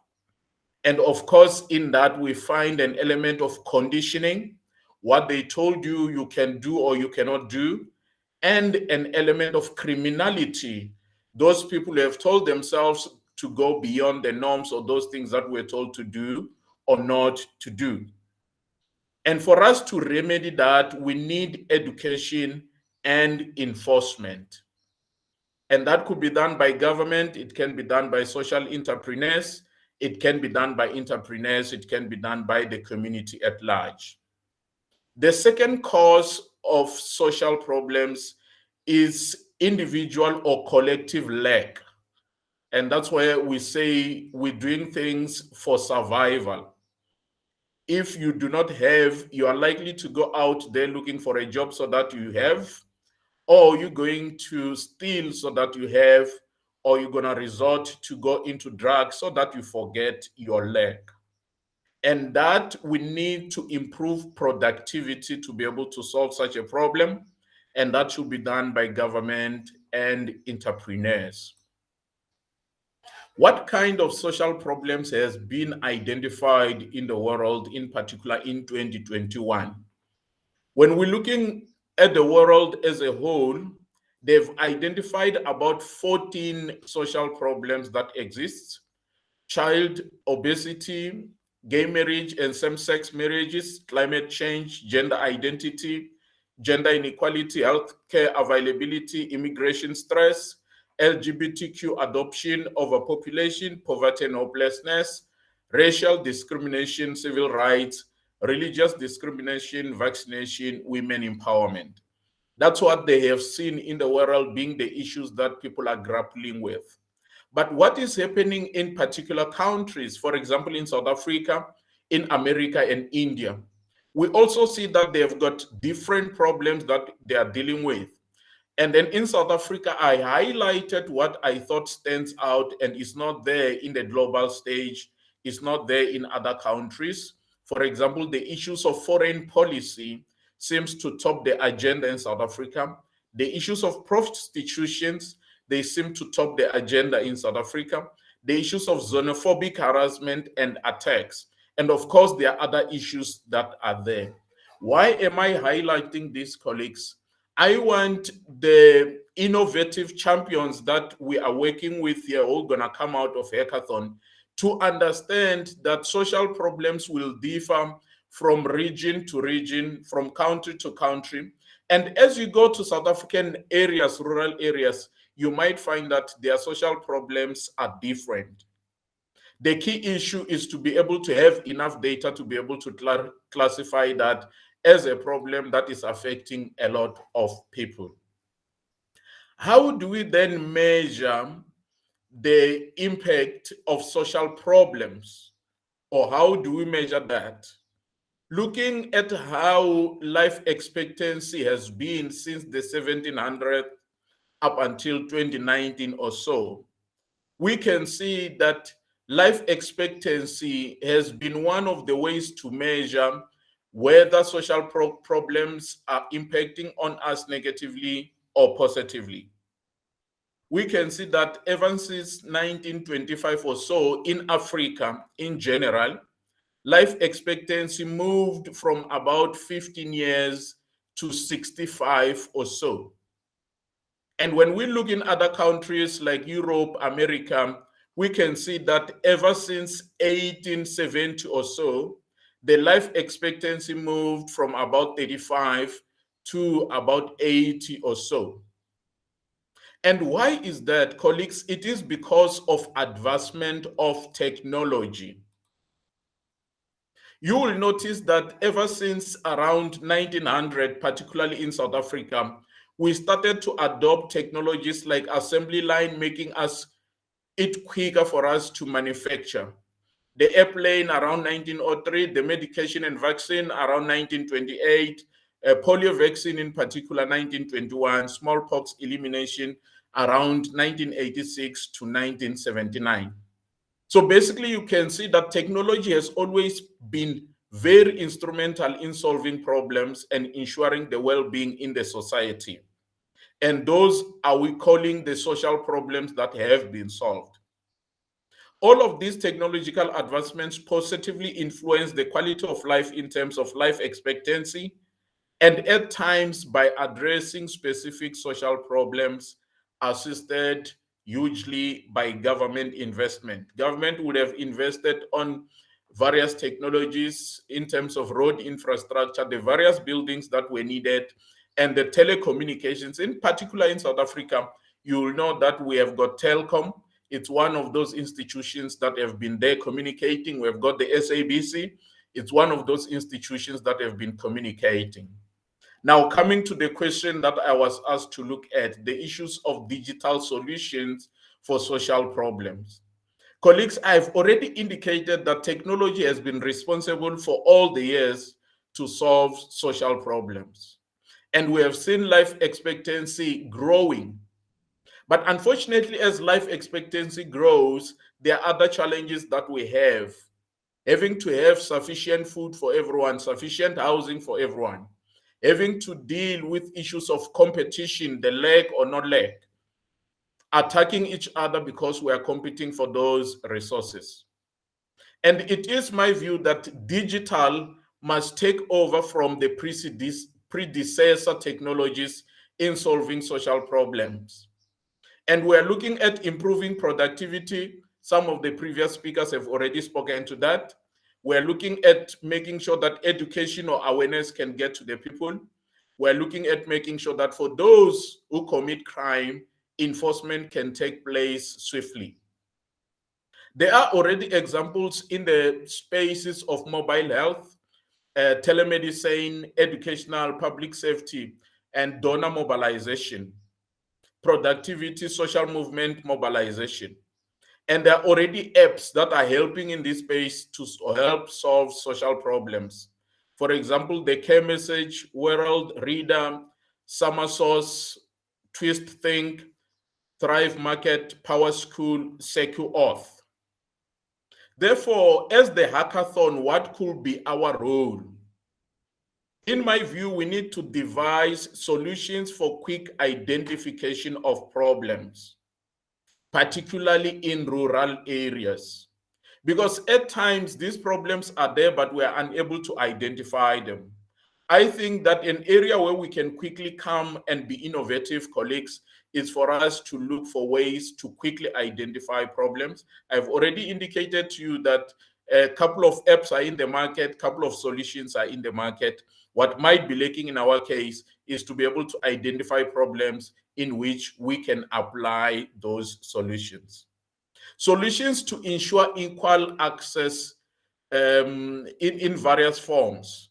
And colleagues, we have seen that when it comes to government, our government has not invested enough on fourth industrial revolution. If we're to compare it in the number of road networks that they have put in place, the number of telecommunication lines that Telkom has put in place, I am glad that from Capricorn District, they've realized and they have indicated that their investment is likely to go towards the fourth industrial revolution. This has been left for the private sector to invest. For example, if Vodacom doesn't want to put a tower in a particular community, the government will not step in and put such a tower. What we need to see is solutions that are going to ensure equal access. And those are some of those things that Hackathon can actually work on. Solutions for quick deployment of the solutions that we identify. And with these colleagues, I think the best way to do that is benchmarking. If you want to win as a hackathon, do not stay in vacuum. You must go out there and benchmark. What did the Americans do? What did the Australians do? Those countries that are a couple of years ahead, benchmark from those, you will be able to find a solution. The innovation of these days, it's all about improving on the tools that are there, not necessarily coming up with a complete new tool altogether. Sustainable solutions. In these colleagues, I'm saying we need to evoke social entrepreneurship. And I must emphasize this because most of the people who want to come up with solutions for social problems, they want to do it entirely for free. Social problems must be solved coupled with the ability to make money. And therefore, we need to find a way to make money or approach organizations that have got money. I've already heard that in Hackathon, they do have some money, but let us be mindful that when we solve problems, let us find a way to make money. What could be our role as the Limpopo Chamber of Commerce and Industry? We can provide mentorship, we can provide exposure, we can provide unlocking. And of course, it's for those that still wants to understand what is entrepreneurship, or those who have got products wants to expose themselves in the market. We are there to help. We have got various talk shows that we do. We have got various activities that we do, and we are connected to other countries out there. Colleagues, with those words, allow me to appreciate you for bringing me on board to make my presentation. And I wish you all, if there are questions, we'll be attending to those questions. Thank you very much, Chairperson.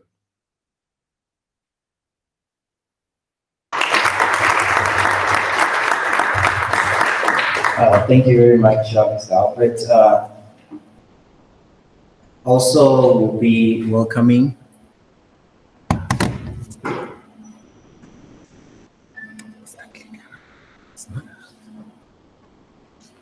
right now, I will be welcoming for questions. Our speaker is not around. Yeah, we'll be taking through the questions with the stakeholders, those people that have presented. So what's going to be happening, I want you guys to be writing questions so they're here to answer all your questions. So we'll be having the first round of probably 3 questions and then we'll take another round. So this is your opportunity to ask as much or as many questions as you can. The floor is yours, guys, now.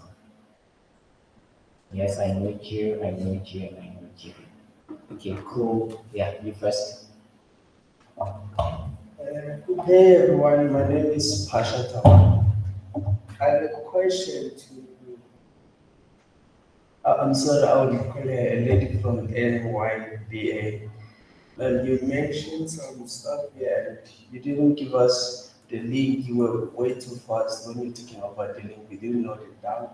And secondly, you mentioned things of CK, and you mentioned that your office is at Polokwane. We don't know where in Polokwane specifically, where. We don't know that. Yes, that's my question. And my second question is for Ms. Helen Mashakwe and so as Mr. Albert Jeredi. You've mentioned so many things about the development of this place, or should I say, the municipality. What is your point, or what is your perspective regarding the view of South Africa or Africa as a whole, provided that we don't even own what is rightful ours? We have mines, we have everything, but we don't even own that. We can't even print our own money. There's nothing that we can do for ourselves. We in this border, surely if we can investigate this, it might find that it's not from South Africa. What do you think that we should do in order for us to have what is ours being owned by us? Thank you.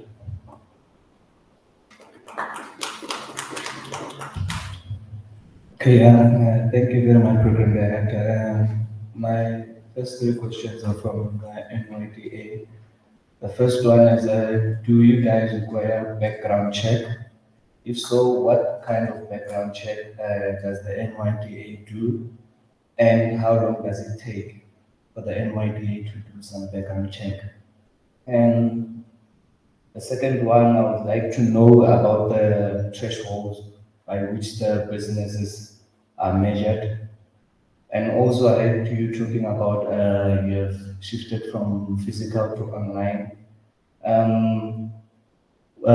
Do you still assist us physically? And so, between the online and physical, which one is more quicker? And my other question is from Ms. Helen. And the programs, are they only offered by Capricorn municipality, or does the other municipality offer the programs? Because I'm from Vitafong municipality, but I haven't heard much about the programs and the camps. And also, I would like to comment on the question that you asked at the end. I think that technology doesn't create problems. It only creates problems to those who don't use them correctly, or they don't undertake the necessary skills or quality needed in that particular time. So, like Charles Darwin says, survival of the fittest. So, if you don't obtain the necessary skills, you won't survive. We'll consider you as an ancestor. We move forward with life. Yeah, thank you.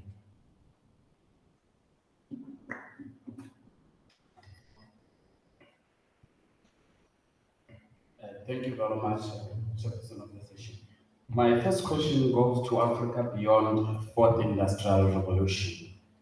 Do you believe that Africa is ready for this new technology and technologies that are still yet to come?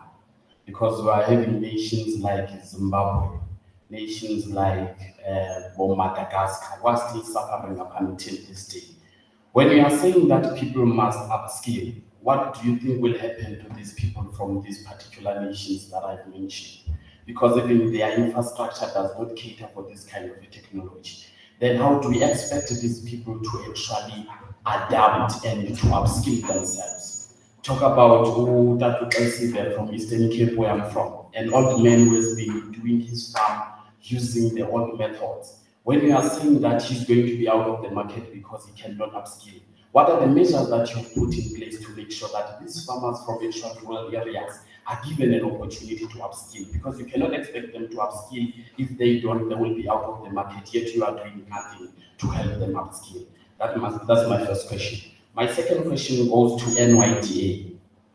NYDA has been accused of, it's not an accusation, that they use over 50% of the funding that they receive from government to pay their own wages. How do we trust you guys that you are going to be able to save these young entrepreneurs to be able to get into the market and actually push their products and promote their products if you are using most of the money that you receive to pay yourselves? My other question goes to the Capricorn District Municipality. Don't you think the problem here is the fact that all these technologies, drones and everything are planned by people who are not actually on the ground. People who know nothing about what happens at Budok. How do you expect them, or do you expect these products to actually assist the people from Budok? Because the people who are planning, if we're in development, we're going to say they are using the bird's eye view, which means the view from the people above. They don't know the actual problems that are being faced by people of Budok. They are just expecting them to adapt to this technology. So don't you think the biggest problem here, the reason why we are failing to actually adapt and move with this technology, is the fact that the whole planning is done by external stakeholders, excluding the people inside? Sorry if I'm having a lot of questions. My next question goes to, I believe it's the last speaker. You mentioned that you think xenophobic prostitution, I forgot the third one that you mentioned. Don't you think neglecting gender inequality on your research is still going to cause us problems? Because if we're having most parts of the population inactive because of the gender inequality, don't you think we are never going to achieve what we want to achieve, even with this technology? My last point will go to answering the question which says, from Capricorn, which says, is technology creating these problems, or is it just a solution to these problems? For me, I would like to believe for Africa, technology is the cause of the problems we are having. The government is doing nothing to give us the proper infrastructure and lending, yet we are forced to adapt to things that were planned by people who are already far advanced than us. If we are saying these people are able to enter a shop and pay without anyone assisting, yet we are still failing to employ people who are going to attend petrol stations. We are still failing to maintain petrol stations that are attended by physical people. There is no way we can say this technology is going to come and solve our problems. For now, technology is not the solution for Africa, for Limpopo, for everywhere currently in Africa. Yet, if you as the government are doing something and actually investing on these sectors, giving us proper infrastructure, this infrastructure that is going to go beyond your funding, because it's going to allow the foreign direct investment to come into our country and our rural areas. In that way, we will be able to adapt and move with the fourth industrial revolution. Thank you.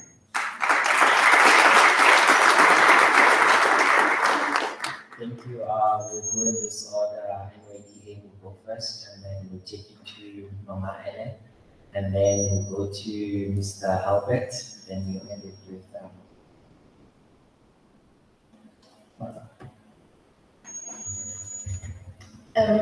Okay, thank you for the questions. The first question is about the website name. It's erp.nyda.gov.za. ERP, small letters, .nyda.gov.za. And then the location is 69 Skuman Street. It's just next to Liberty. And then you asked about the CK. I'm not sure if I understood. What about it? I don't remember very well, but you mentioned things after you were presenting Mrs. something about the CK, and you mentioned the other stuff. You want the list of the documents required? Please. It's the business plan, right? Your CK, which is the company registration, tax clearance certificate, proof of bank account, both for your business and personal. And then a personal bank statement, and then the CVs and qualifications of your employees, that's if you have employees already. And the qualification in business management or anything related to entrepreneurship. If you don't have it, there's a 5 days training in business management, which you attend, and then you get a certificate after that. Sorted. Grazie. Thank you. And the next question is regarding the thresholds. Someone asked us about that. We have 4 thresholds. The first one is between 1,000 and 10,000. That is for startups, those who only have business ideas and they want to implement it. They fall under the first threshold. And then the second one is between 10,000 to 50,000. It's for those who have been operating for a minimum of 2 years. And then we have the third one, which is between 50,000 to 100K, 100,000 rand.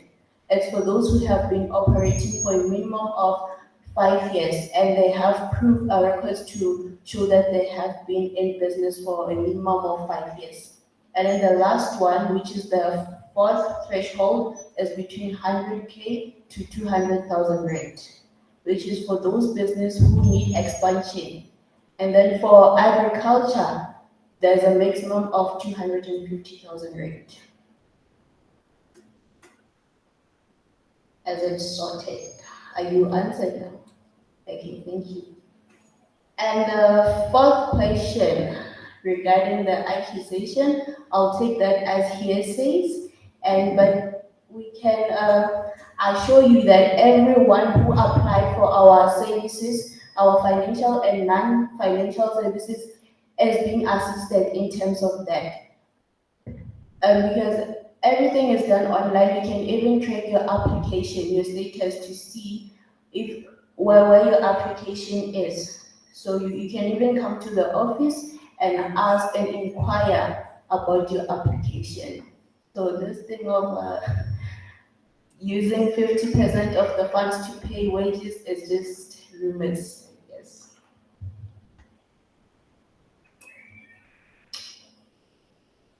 And you answered the last question. Okay, thank you. Thanks, thanks, Chairperson. My name is Ellen, E-L-L-E-N. You know, it has been misspelled, mispronounced for a very long time to an extent that even myself, I'm no longer sure as to whether I'm saying it correctly. That was on a lighter note. The first question is on how are we going to get what belongs to us back to us? Yeah, it's a loaded question. It's a loaded question. We are trying as government, we are trying as district municipalities, we are trying as local municipalities. We once did a study on the ownership, the ownership of spaza shops, and we realized that most of the shops are no longer. When they started, they were owned by our own parents, our own brothers and sisters, but now they are no longer being owned by us. And we are trying to say, let's go back to that. And also we are trying to say, those that they need assistance in terms of how to run a business. We have, as a district municipality, partnered with your leader. We have partnered with CEDA, and then they are assisting with the incubation, they are assisting with business development, they are assisting with the development of business plans, so that you can be able to know how to do a proper business plan that is going to be sustainable, so that you can be able to run your business profitably and also be able to sustain your business. So we are trying, but in some cases we are failing, because you find that we have, as a district or as government, we have assisted a particular community or a particular business person in coming up or running his business. After 2 years, that business has been run down to the ground because we fight as beneficiaries over monies that have been paid, and yeah, but we are getting there. There is always a solution to a problem. The next question is, it was on the districts or local municipalities providing similar programs. The guy was talking, he's saying he's from Skukun, if I'm mistaken not. We are supposed to be running the same programs, but in terms of the advancement of running those programs, we are not at the same level, unfortunately. And also it will,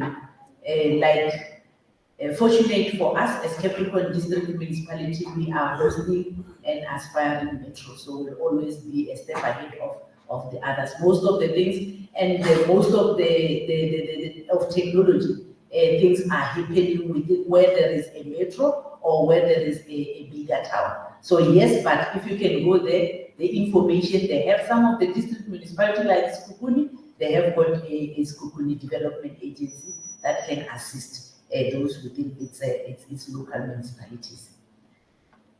The third question was how do we expect people to implement a project that they didn't plan for? With this YDX program, what we are planning on doing is that we identify youth from respective communities, and then they identify their problems within those within their communities, and we come up with a solution that is going to be community based. We don't want to come up with that term one size fits all. There is no one size fits all. Everybody is unique. I'm not sure whether I answered all the questions. Thank you. We'll take it to Albert. Chairperson, confirm if you can hear me. Thank you very much. The first question had to do with the social problems.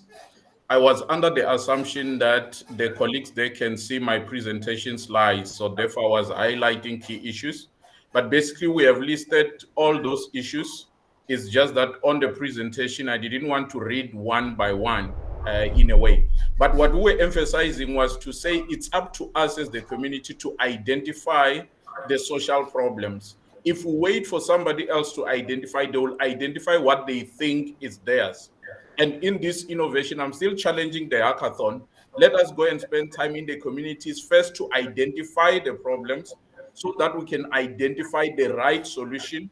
And probably that will link to the question that the last speaker was trying to answer of a project that is not started by the people. So let's identify our problems and be the solvers of our problems. The second one is the issue of us owning what is ours. Colleagues, the dispossession or the stealing of what we own was done systematically ever since, the 1500s. So they used the law to steal that from us.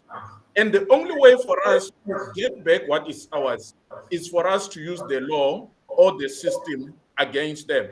So, for example, in Africa, we have got oil, but we cannot do as we please because there is OPEC.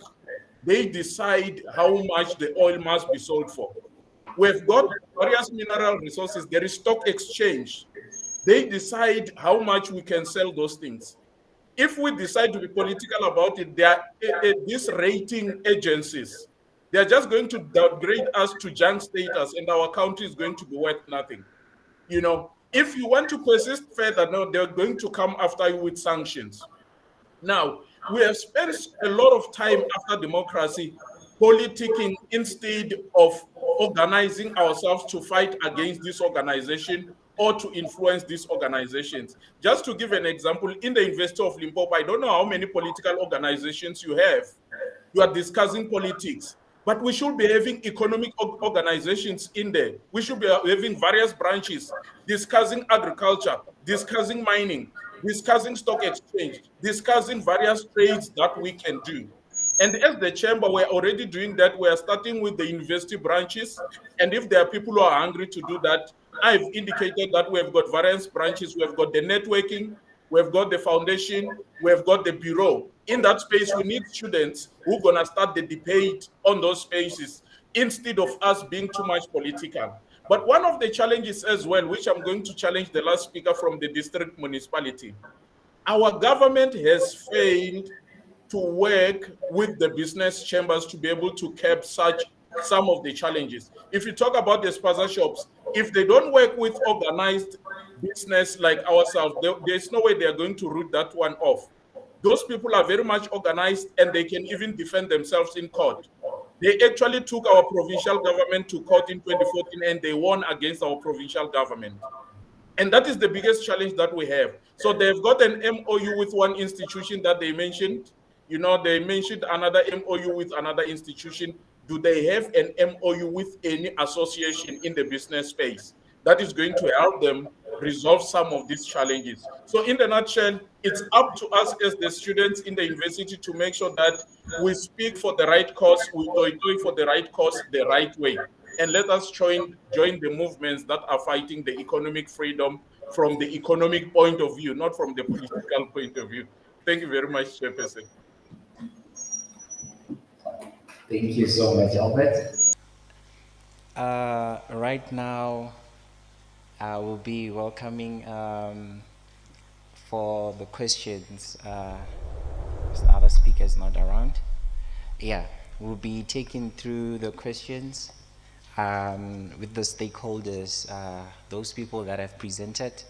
So what's going to be happening, I told you guys to be writing questions, so they're here to answer all your questions. So we'll be having the first round of probably 3 questions, and then we'll take another round.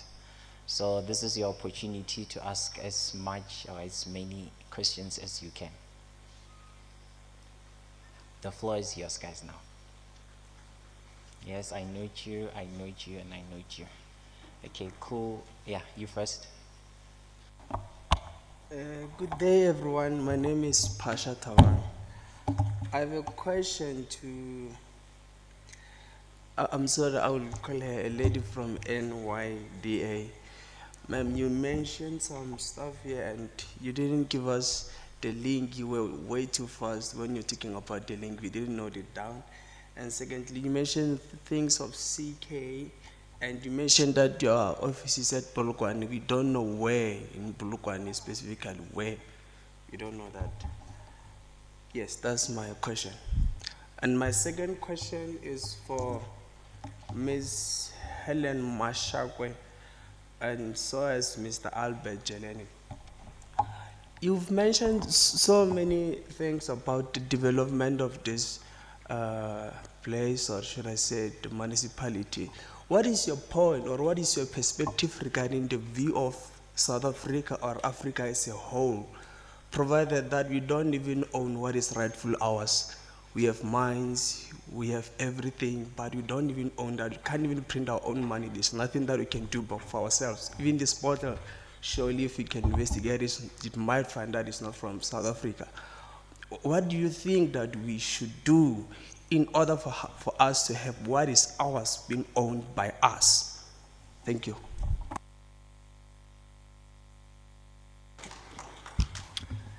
Okay, thank you very much, Program Director.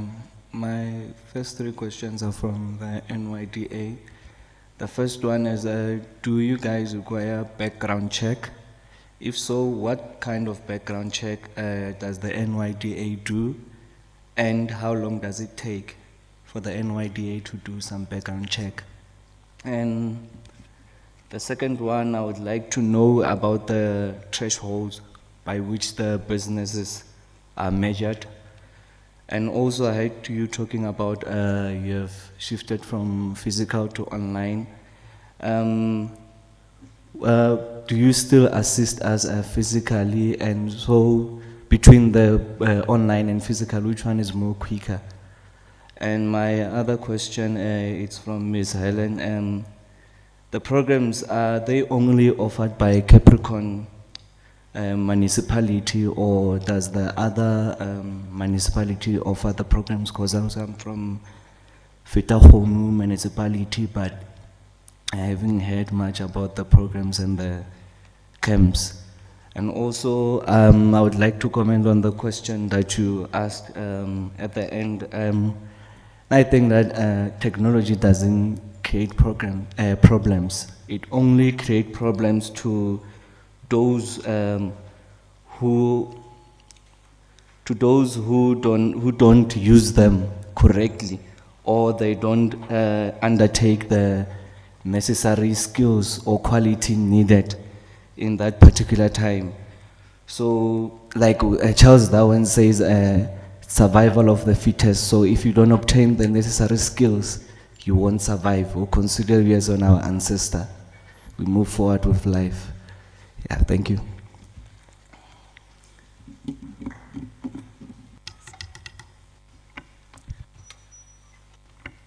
Thank you very much, Chairperson of the session.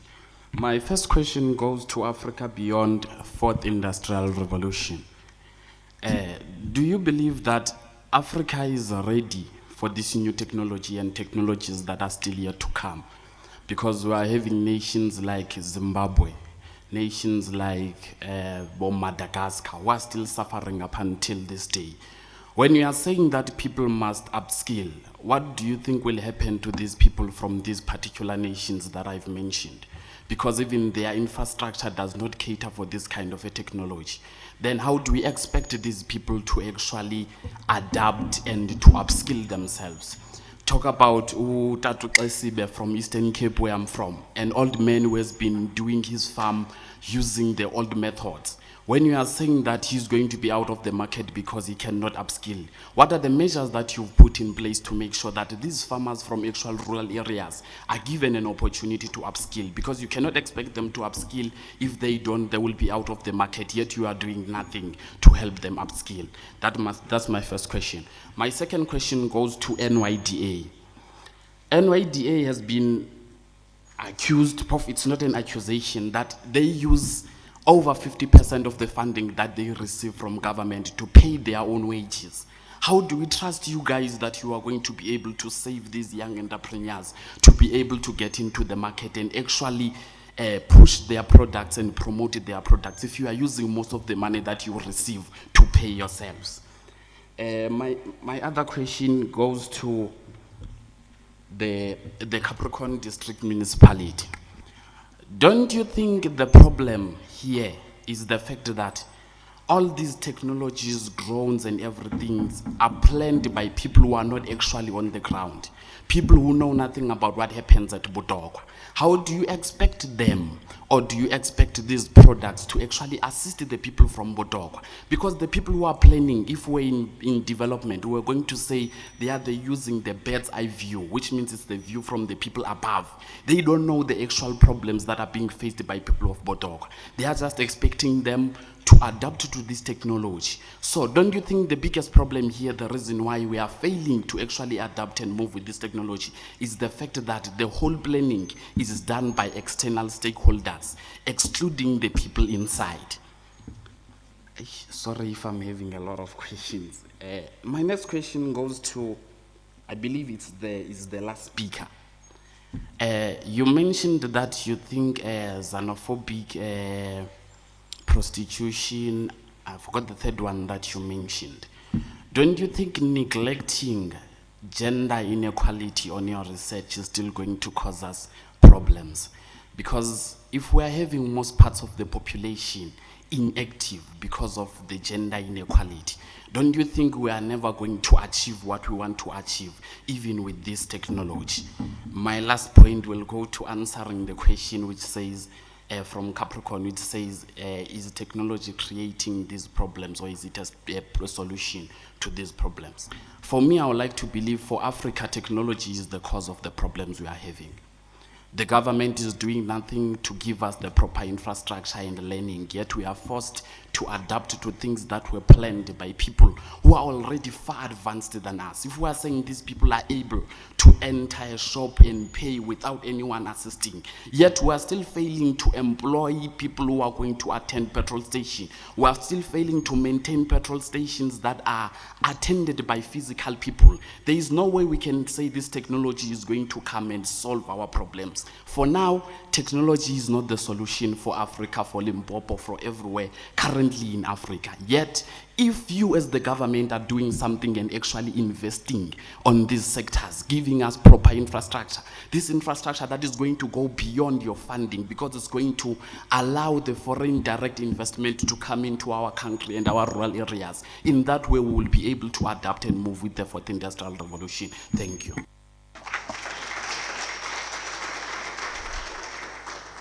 Thank you. We'll go in this order. NYDA will go first, and then we'll take it to Mama Ellen, And then we'll go to Mr. Albert, then we'll end it with Mama.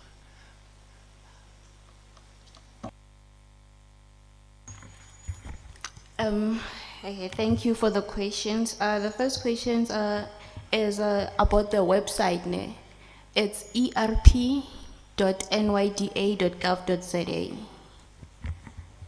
ERP, small letters, .nyda.gov.za. And then the location is 69 Skuman Street. It's just next to Liberty.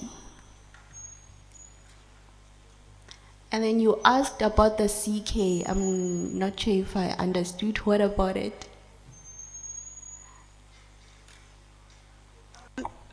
I don't remember very well, but you mentioned things after you were presenting. You said something about the CK, and you mentioned other stuff. You want the list of the documents required? Please. It's the business plan, right? Your CK, which is the company registration, tax clearance certificate, proof of bank account, both for your business and personal. And then a personal bank statement, and then the CVs and qualifications of your employees, that's if you have employees already. And the qualification in business management or anything related to entrepreneurship. If you don't have it, there's a 5 days training in business management which you attend, and then you get a certificate after that. Sorted. Grazie. Thank you. The next question is regarding the thresholds. Someone asked us about that. We have 4 thresholds. The first one is between 1,000 and 10,000. That is for startups, those who only have business ideas and they want to implement it. They fall under the first threshold. And then the second one is between 10,000 to 50,000. It's for those who have been operating for a minimum of 2 years. And then we have the third one, which is between 50,000 to 100K, 100,000 rand. It's for those who have been operating for a minimum of 5 years and they have proof records to show that they have been in business for a minimum of 5 years. And then the last one, which is the fourth threshold, is between 100K to 200,000 rand, which is for those business who need expansion. And then for agriculture, there's a maximum of 250,000 rand. As it's sorted. Are you answered now? Okay, thank you. And the fourth question regarding the accusation, I'll take that as hearsays, but we can assure you that everyone who applied for our services, our financial and non-financial services, is being assisted in terms of that. Because everything is done online. You can even track your application, your status, to see where your application is. So you can even come to the office and ask and inquire about your application. So this thing of using 50% of the funds to pay wages is just rumors, I guess.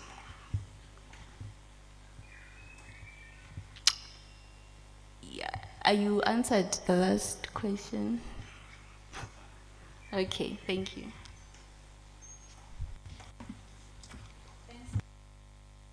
Thanks, Chairperson.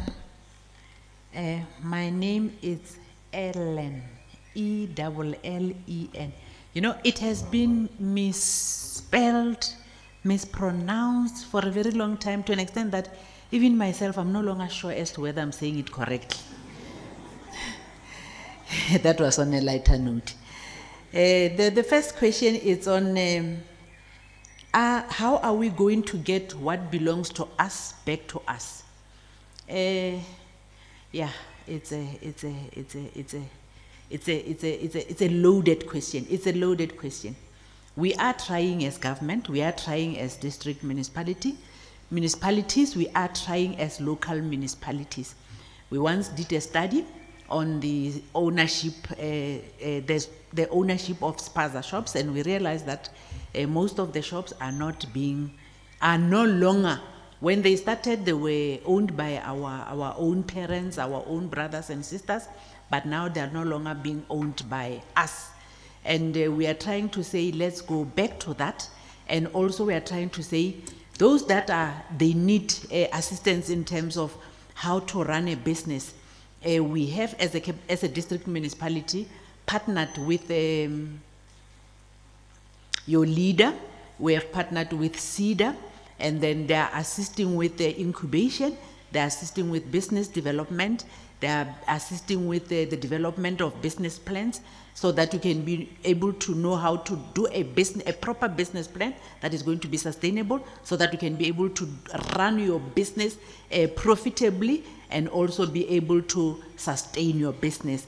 So we are trying, but in some cases we are failing, because you find that we have, as a district or as government, we have assisted a particular community or a particular business person in coming up or running his business. After 2 years, that business has been run down to the ground because we fight as beneficiaries over monies that have been paid, and yeah, but we are getting there. There is always a solution to a problem. The next question is, it was on the districts or local municipalities providing similar programs. The guy was talking, he's saying it's from Skukuni, if I'm mistaken not. We are supposed to be running the same programs, but in terms of the advancement of running those programs, we are not at the same level, unfortunately. And also it will, fortunate for us as Capricorn District Municipality, we are hosting an aspiring metro, so we'll always be a step ahead of the others. Most of the things and most of of technology, things are happening within where there is a metro or where there is a bigger town. So yes, but if you can go there, the information they have, some of the district municipality like Skukuni, they have got a Skukuni Development Agency that can assist those within its local municipalities. The third question was, how do we expect people to implement projects that they didn't plan for?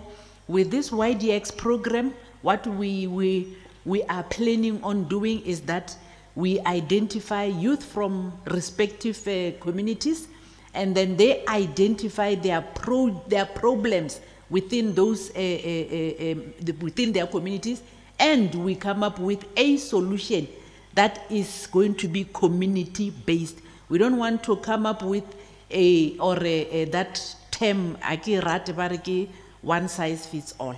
There is no one size fits all. Everybody is unique. I'm not sure as to whether I answered all the questions, Chairperson. For all that has been said, I say thank you so much to all of you who have also entered the hackathon competition. And then I wish you all the best, and then I can assure you the TT office will make sure that whatever idea that you come across, you come up with, that is commercial label, that we can commercialize, that we can take into the market, we will do our best to ensure that it gets implemented, and then you'll be rewarded for all your effort and your knowledge and your expertise during the hackathon competition. Thank you so much. Thank you so much, Mama. This will be the end of the road. I've managed to take you to Gauteng and other places. I brought you back to University of Limpopo. And there's gonna be